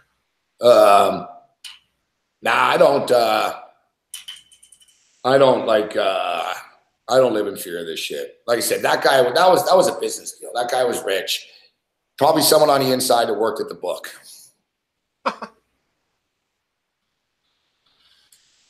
That would be my number one starting point.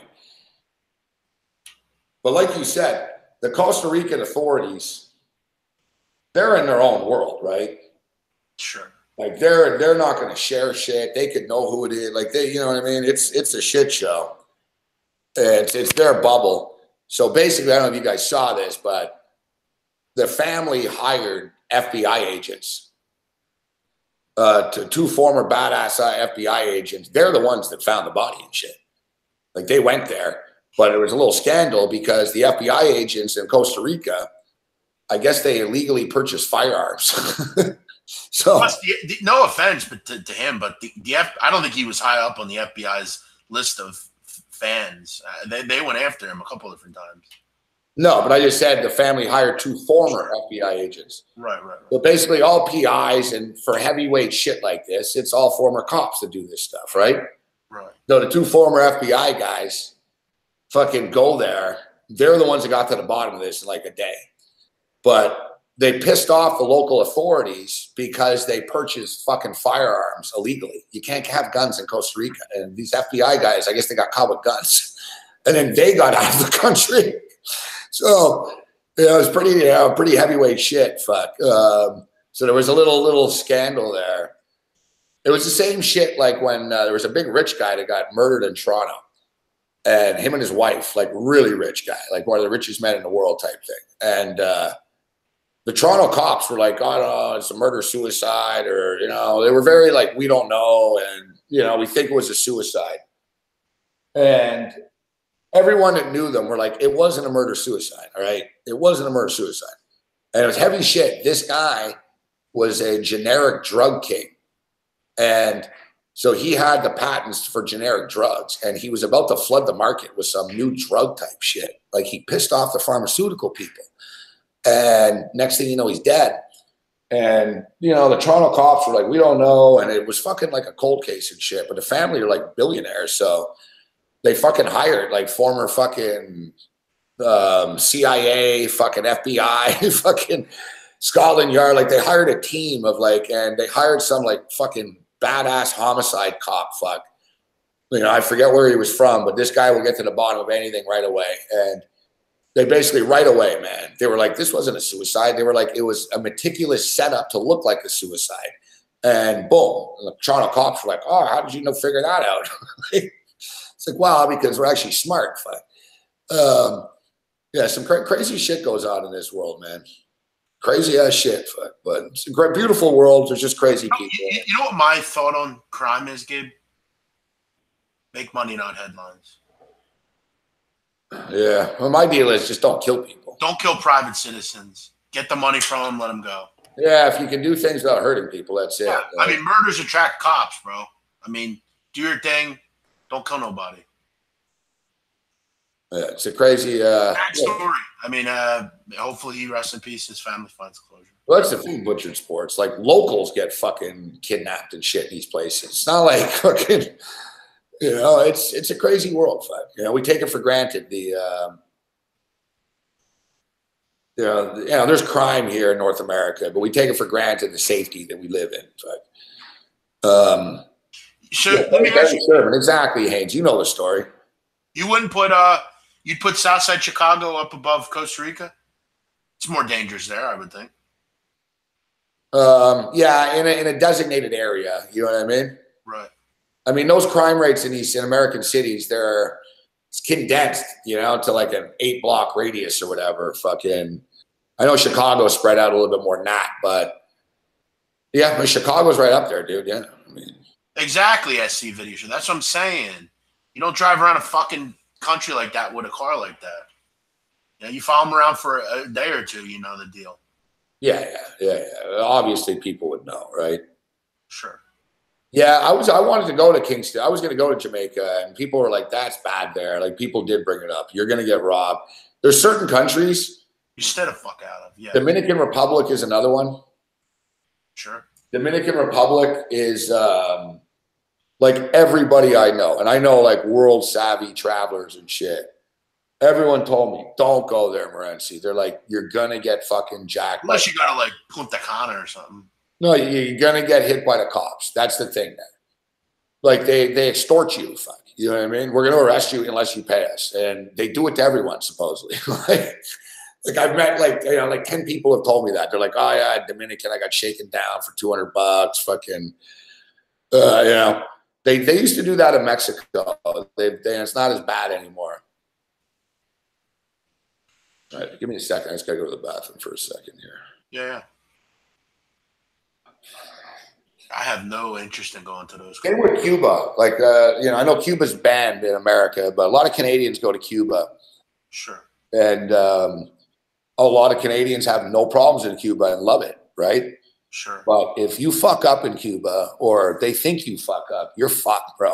Like, and the Canadian government tells you before you go there, like, listen, if something happens, you're kind of on your own there. Like, Canada and Cuba have good relations, but like, there's a law in Cuba. Like, some dude from Canada, Toronto, went there. He got into a car accident, fuck. And like, you can't leave the country, fuck, like after a car accident. Right. Like, it's not just, oh, here's my insurance. Like, he got arrested. Like, they want to put him in jail for like 4 years. It's fucking nuts, fuck. Yeah, man. You got to really do your research, man, when you go down there.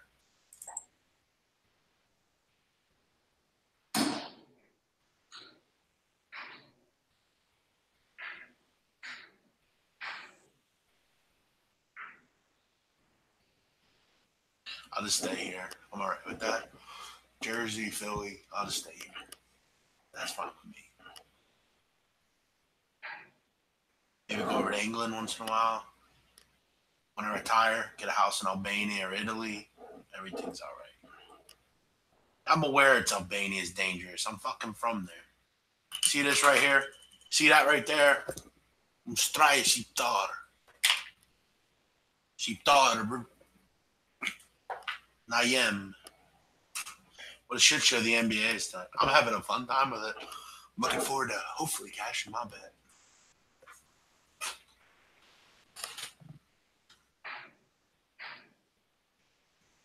What happened to him? I didn't hear what happened to him. Arab's having a bad week. Who said that? Philip. Arab's having a bad week, bro. Now he's having a bad week. But he told on himself, though. That's the problem. He's talking too much to Vlad TV. Yeah, I know Gashi, sure.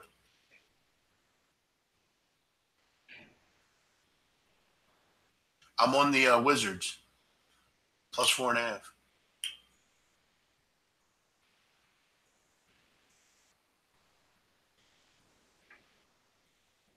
Oh, did he really? I didn't hear about that.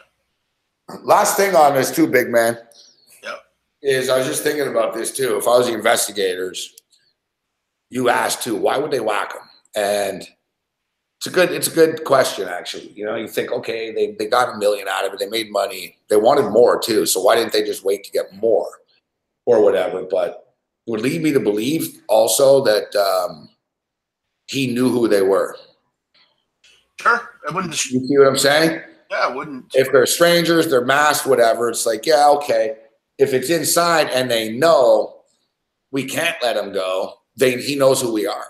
And not to mention the guy is rich and he was going to have retribution, actually, if they let him out, right? Yeah. It was almost like they couldn't let him go, I would imagine, right? I would be thinking that. Like that if I was the cops, I'd be thinking, all right. Yeah, I mean. They whacked him. They must have known him, fuck. One of them must have known. And they couldn't let him get out, fuck, because he would know, you know? Yeah. But could be true, for sure. Yeah. You got to think, like you said, thank you, Larry. Like, I'm actually pretty good at these type of things, Larry. You got to think of all the angles of like, why this, okay, that, and, you know, you just got to slow things down. Yeah, he's done, Dave. He's going away. He's not. He might get life, Dave. Who's going to get life?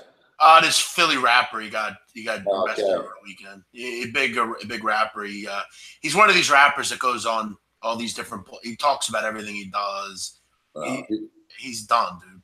Jazz agrees too. Exactly, Jazz. It makes sense. Right. If you think about it, it makes sense. You know. What would be the thought, Gabe, that it's a pissed off customer? No, that's not. That's just ridiculous. Yeah.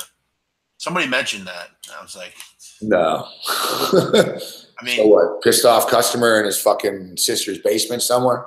He had able to fucking go to a foreign country and fucking pull off a fucking heist in BMW and outsmart the authorities in a fucking country. Come on.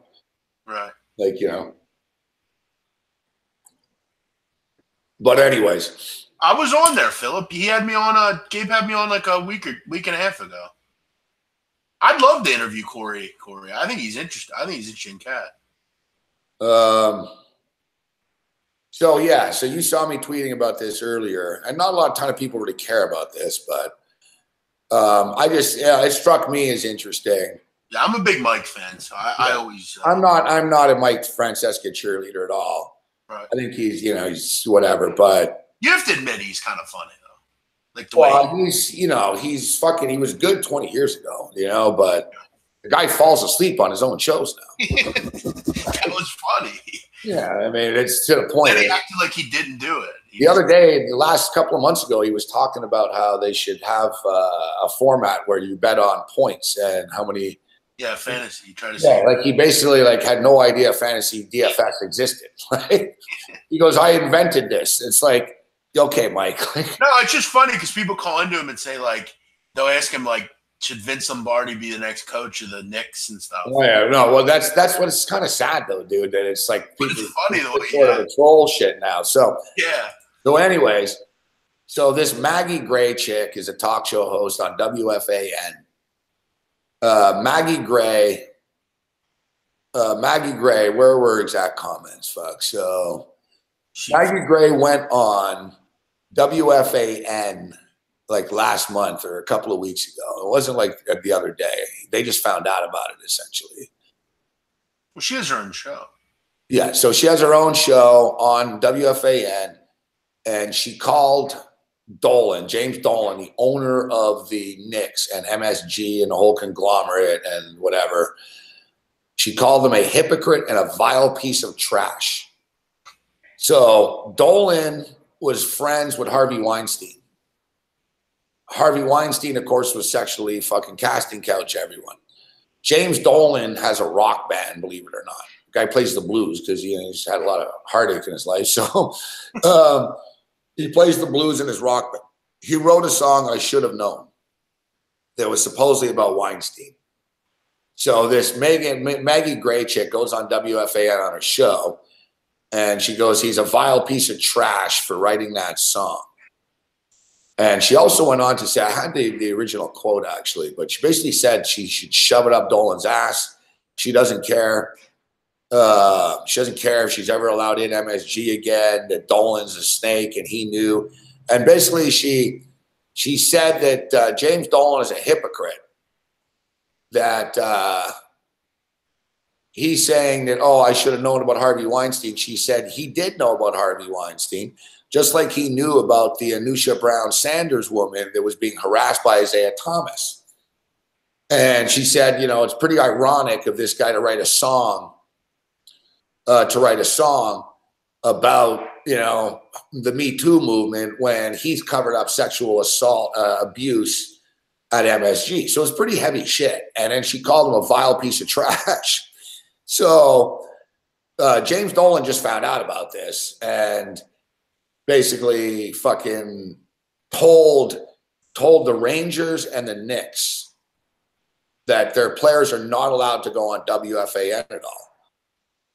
And to ban them. They're not allowed under any circumstances. They're not allowed talking to, don't do interviews with the fan at all. Knick and Ranger players, as well as all broadcasters. Anyone involved with the Knicks and Rangers have been told to stay away from the WFAN. They're not allowed to appear. Which is stupid because none of them do it anyway, so it doesn't really matter. Well, they don't need a WFAN either. That's the thing. So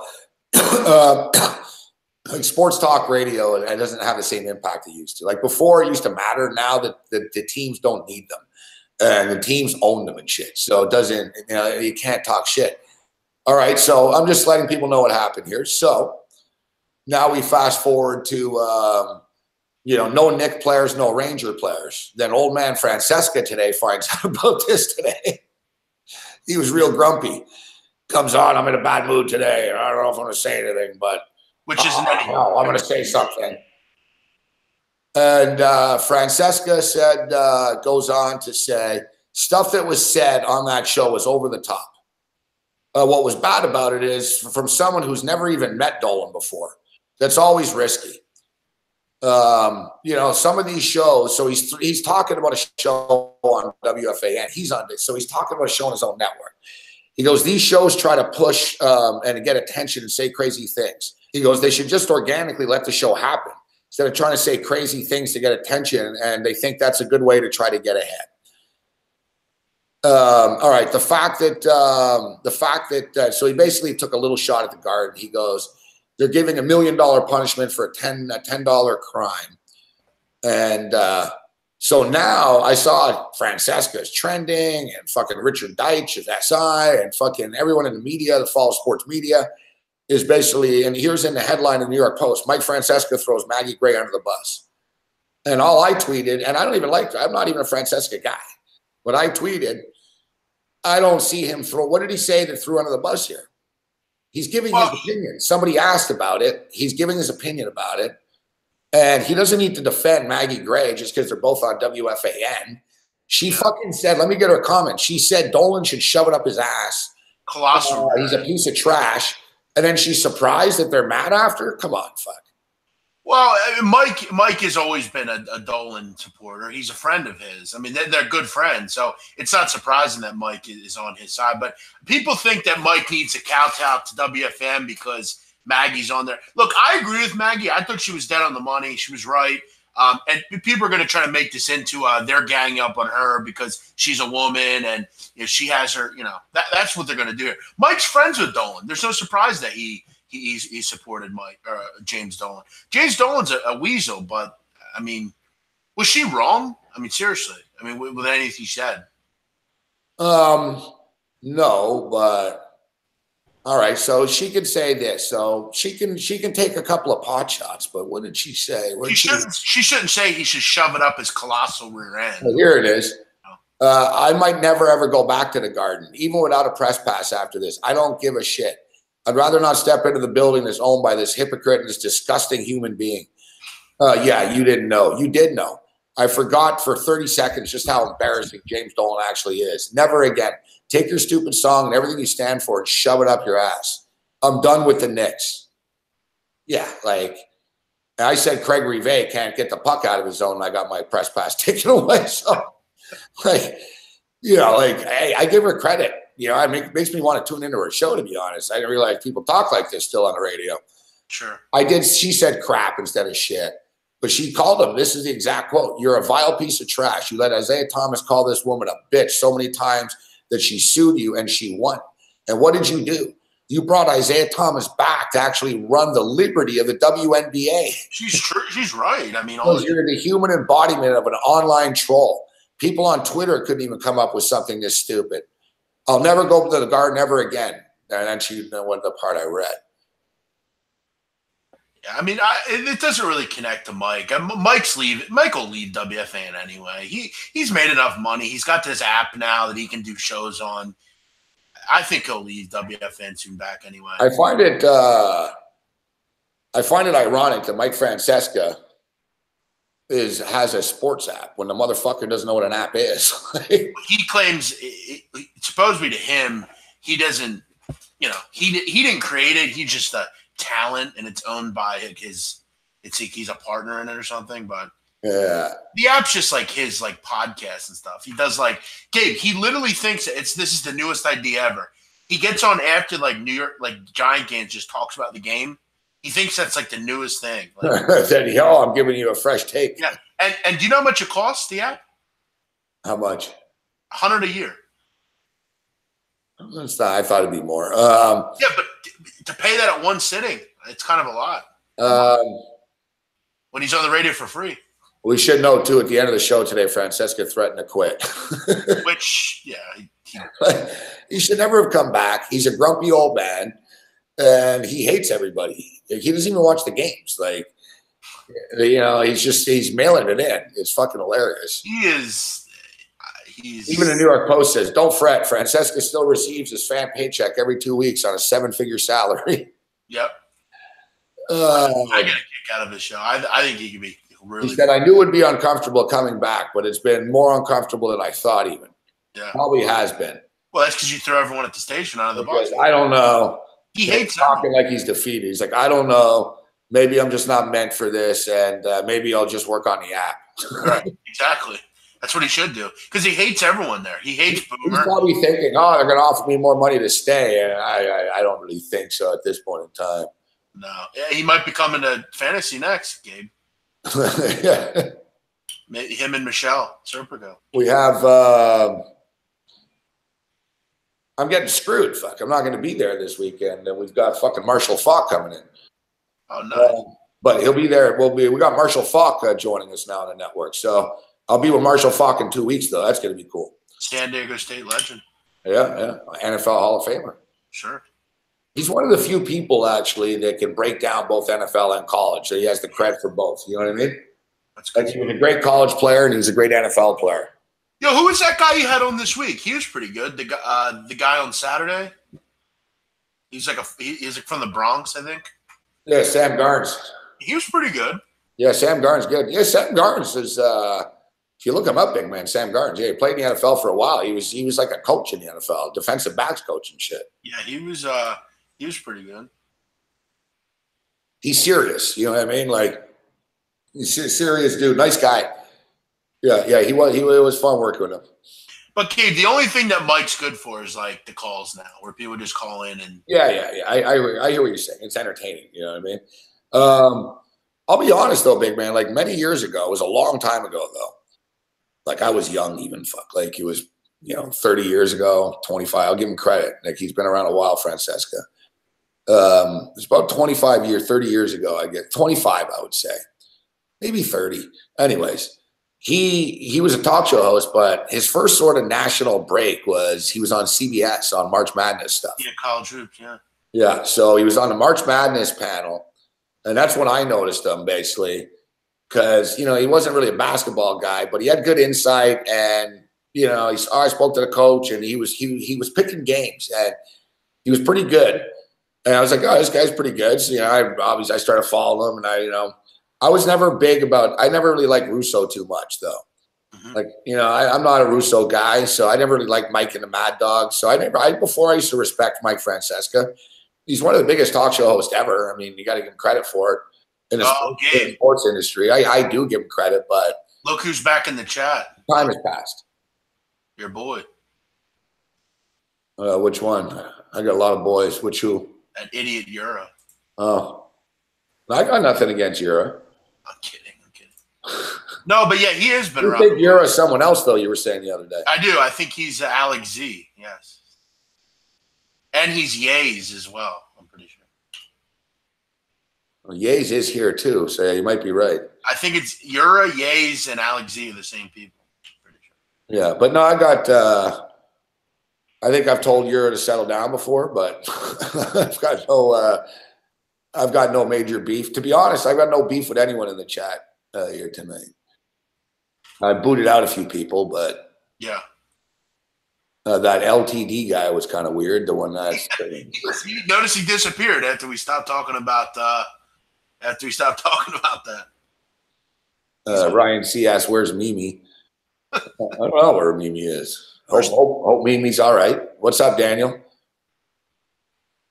Yeah, we hope Mimi's all right. All right, so before we let you out of here, it's getting late here, big man. Of course, I got to be up early in the morning. No, don't ask me about the Eagles, please. Oh, yeah, they're going to fucking London this week. Yeah, I know. I didn't look at a number yet. Imagine being a poor sap that already bought your tickets. Oh, here it is. Philadelphia Eagles -3. Who started quarterback for Jacksonville? Bortles. Did they announce that? Yet he's on a short leash, according to Maroon. That ought to help his confidence. Yeah, no shit. That's what I was thinking. And they let go Jamal Hey, Charles. we got confidence in you, Blake, but you better not fuck up. Yeah. Yeah, we got confidence in you, kid. But if you screw up early, thing is, Cody Kessler sucks. So yeah, you don't have much option really. I'm not saying this to pick on your Eagles here, but I sort of lean with the Jags because it's in London. Listen, I'm not laying 3 points at the Eagles. Because it's in London, big man. That's my angle. Because they have a better. They played. The Jags go to London every year. Sure. They've won there. They win there. They seems a lot like they win there, and they're popular there, right? It's almost like a home game, but not a home game. It is, and I think it'll help them get away from America. Essentially, it's two dysfunctional teams. Like the loser of their season's done. The loser. But is it, Gabe? Because for the Eagles at this point, it's just all about the NFC East. No, you're right. You're right. Their records, who cares? I mean, it's but let's say who do the Redskins play this week? Oh, they're off. No, they're there. The Giants. Yeah. Okay, yeah.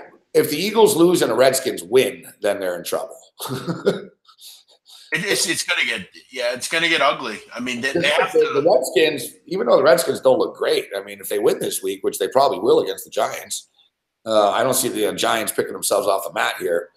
The Redskins probably beat them. They're 5-2. I mean, even though they don't look great, they're 5-2. You know, the Eagles are just there's so many issues with them right now. I mean, the coaching has been horrendous. Defensively, they're really overrated on defense, and I'm sick of Jim Schwartz. I'm sick of the bullshit playing 10 yards off receivers. I'm sick of Jim Schwartz. He just won you a Super Bowl. Yeah, but you know what? And here's the thing. That fraud didn't do anything to win us the Super Bowl. They played like shit in that game. They couldn't get a fucking stop. They don't get any fucking pass rush. You know what it was, big man? No, I've said this before. I don't know if you agree or not, but the Eagles had a great year last year. Of course they did. They won every game, and it was. But they're not a great team. You know what I mean? They had a great year. They had a lot of that. It's not like there's some dynasty with like loaded great players everywhere. Like they had a great year. Everything fell into place, and they won a Super Bowl. But they're not like some great team. So it's not shocking that they are where they are now. And they gave up people that they really could use right now. They let go of LeGarrette Blount. They let go Torrey Smith. Yeah, they let go, Patrick Robertson. And you can't keep all those guys, but you brought in a lot of guys, that are past their prime. Look at their offensive line. A lot of older players. Secondary. I mean, you have a lot of young players. You have no linebackers. You have no running backs at this point. They need to go out and make a move. And I don't know if they're going to, but you got to go out and make a move. Go get a corner. Go get Patrick Peterson. Go get some kind of running back. They need something to inject some life into this team. I mean, listen, Gabe. Why did they go after Eric Reed? Eric Reed was sitting out there. They need a safety, yet they don't do shit about it, and they let him go to Carolina. They probably don't want the protest shit. Well, he's a good player at the end of the day. I mean, but yeah, we didn't get into that either. I didn't talk about that much today at all. Eric Reed. Thank you, Brian Rowe. Thanks, Brian. Yeah, he was playing like a man possessed yesterday. Yeah, Eric Reed called fucking Malcolm Jenkins a sellout and a neo-colonialist. It's pretty hardcore. That is. That's pretty hardcore. Yeah, the Eagles, like you said, it's all about that division only, right? Yeah. I mean, they get in the playoffs, but even they get in the playoffs, they're not. Let me ask you, do you think they're the best team in the NFC? No. Really? You think the Redskins are better? I think Washington are right now. Yeah, I mean, obviously those two games are going to be pretty big, but, luckily you're getting Jacksonville. They're not playing well now. I mean, they're not going to move the ball, so it's like – but then again, the Eagles are losing games that they shouldn't be losing. You can't continue to give up 4th and 15. Dude, there's something about Alex Smith, whether people like it or not. There's no denying. And, I'm pulling for the guy. I've never been a big Daniel Snyder fan, but I'm pulling for the Skins actually this year because I've always been an Alex Smith backer. And people always said, because he's on a good team. It's like, man, the guy went fucking 13-0 in college, for fuck's sakes, and beat Alabama. They had an undefeated record. I don't know what more you want him to do. He's always been a very he ran the table in college, beat Alabama in the Sugar Bowl with Urban Meyer and the Utes. Fucking won 12 games with San Francisco all the time. Kansas City, double-digit wins. And now he goes to a shit-ass fucking team in Washington, replaces Kirk Cousins, and people laughed at me when I said the Redskins would be better with him than Kirk Cousins. because he's and he's not even playing that great. He didn't play that great in the last game over the weekend against Cowboys, but he just has a poise about him that people like. He'll make enough plays to win the game for you.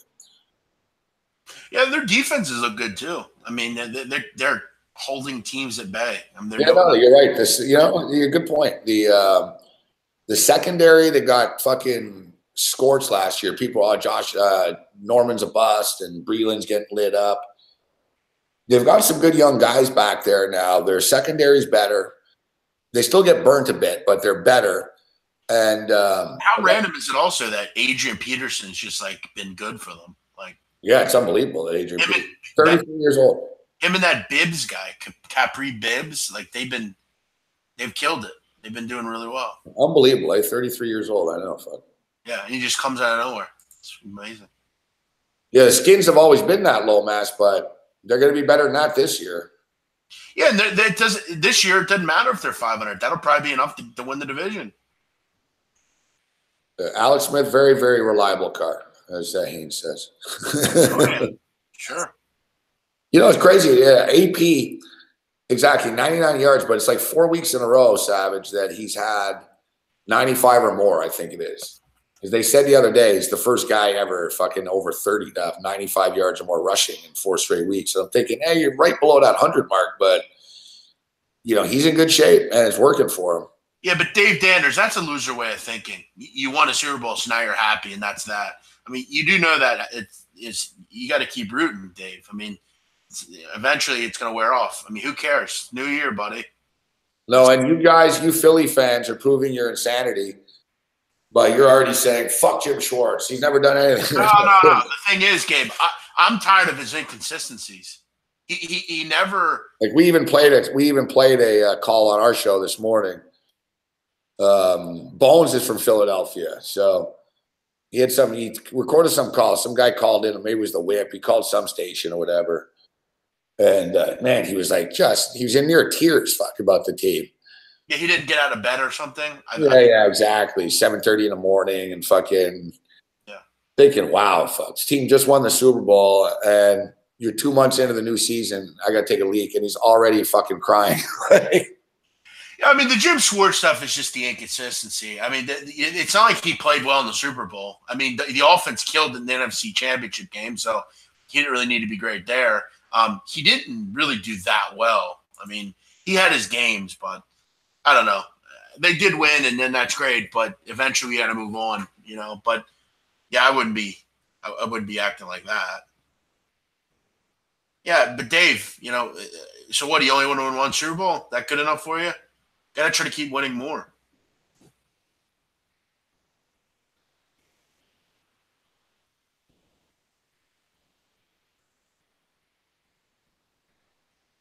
All right, big man. So we'll catch you on the radio tomorrow. Sounds good, Gabe. Look forward to it. Yeah, as always, man, thanks. And good show, man. I listened to it after mine. You're doing a good job, man. Oh, what? In the morning, you mean? Yeah, thank you. Thank you. Yeah.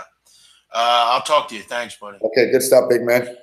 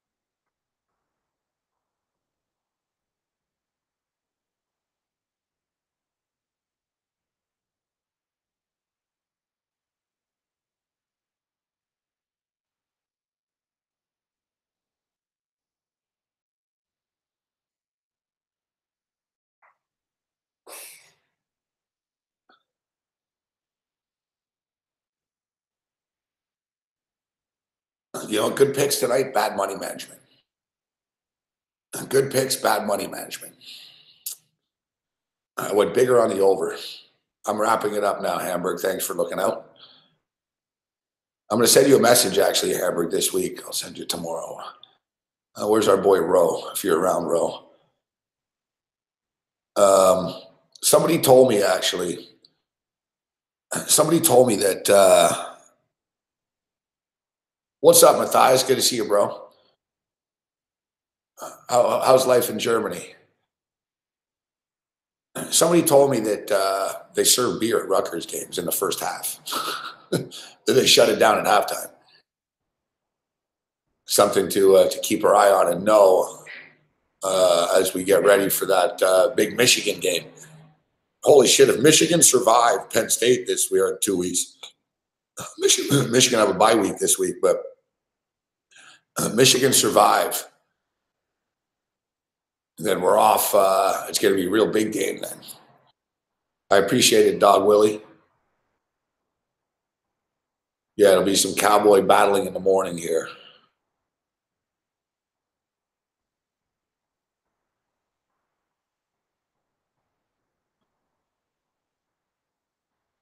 Yeah, Hamburg. What's up, Mighty Motive? Yeah, Hamburg's got to keep his eye on me. Yeah, I'll just leave after Hamburg. I'll just leave Mangler. Yeah, Rutgers played pretty well on Saturday. They covered. Like, you're right, Matthias.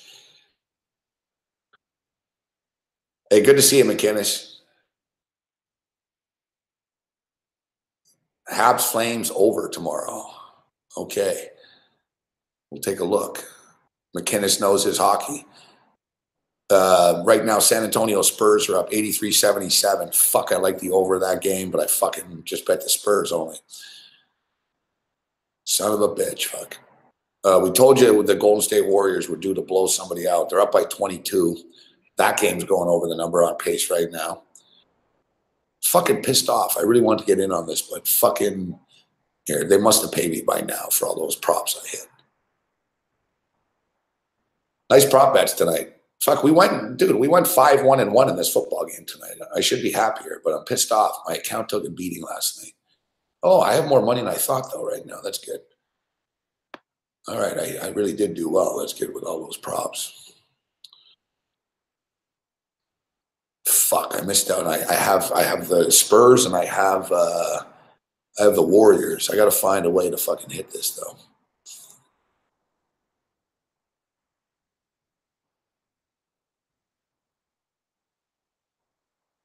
Interesting. All right, so don't forget to check out Bet Online. Sponsor this show, support SBR. Tomorrow night we'll talk football. World Series tomorrow night. Fuck, we didn't get into the World Series much tonight. It's tough, man. I'm a Dodger fan. I'm worried about this series. They match up incredibly well with each other. I think the Dodgers have a better chance than the media and the public are giving them. I think tomorrow, game one, is massive. I think for the Dodgers' confidence in Kershaw, we need to win with Kershaw on the hill. Ryu is going to be a problem for us. Rich Hill, you don't really know. Buehler will be fine. It's an incredibly even series. I think the Dodgers are the value pick as the underdog. I'd like to see the Dodgers here, and I looked, but I didn't see it this morning. Handicap. Like basically like the Dodgers plus 1.5. Like I think the game, I think it's going to be a long series. Like when will series finish? Like they've got, like the odds makers have series finish in 4 plus 600, series finish in 5 plus 250, series finish in 6 plus 175, series finish in 7 plus 200. The odds makers are saying that they think this series goes 6 games. Like that's what they're paying you the least for. I tend to believe that it's going 7. Like at plus 200, goes 7. Plus 175, it goes 6. You could take them both and still have a profit here. But I'd like to see different books have different props. I'd like to see if I can get the Dodgers plus 1.5. Dodgers plus 1.5 games. Baseball. MLB series. How come one of these books have this? It should just be fucking the handicap. They'll have exact result, win from behind. I'm looking at multiple books here. I just want Dodgers plus 1.5 games.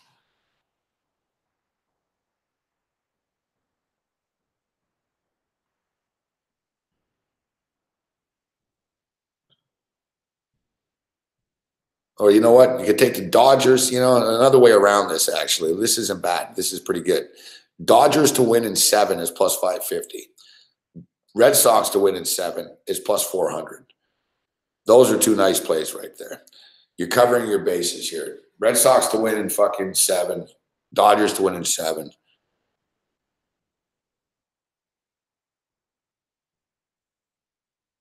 It should be a classic World Series. It really should be. I would have liked to break it down more tonight, but we got caught up in the football game. Good to see you all, man. Good to see you all, man. We'd like to break it down more, but we'll do that in the morning. We'll do it on the afternoon. I'll be on tomorrow. So it's not like I'm not going to be on before this World Series starts. Tomorrow will be World Series Day. You guys rock. Give us a thumbs up if you haven't. Remember to support SBR. Check out all their videos. I'll be on at 9 in the morning on the Fantasy Network. And we'll be on at 4 o'clock as well. We'll be with you tomorrow night at 10 o'clock Eastern. Let's get this Spurs win home. Can we get an in-game here on the over?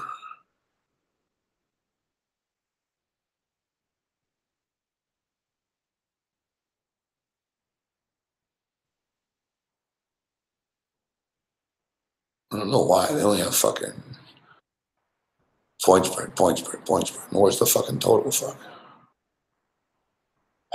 It's always something. All right, so 86-80 right now for the San Antonio Spurs. Man, these Laker games fucking track meets. Let's hope the Spurs can hang on and get this done. Let's hope the Warriors can hang on and get it done. And we'll see you guys tomorrow, God willing. Other than that, you're on your own. Later.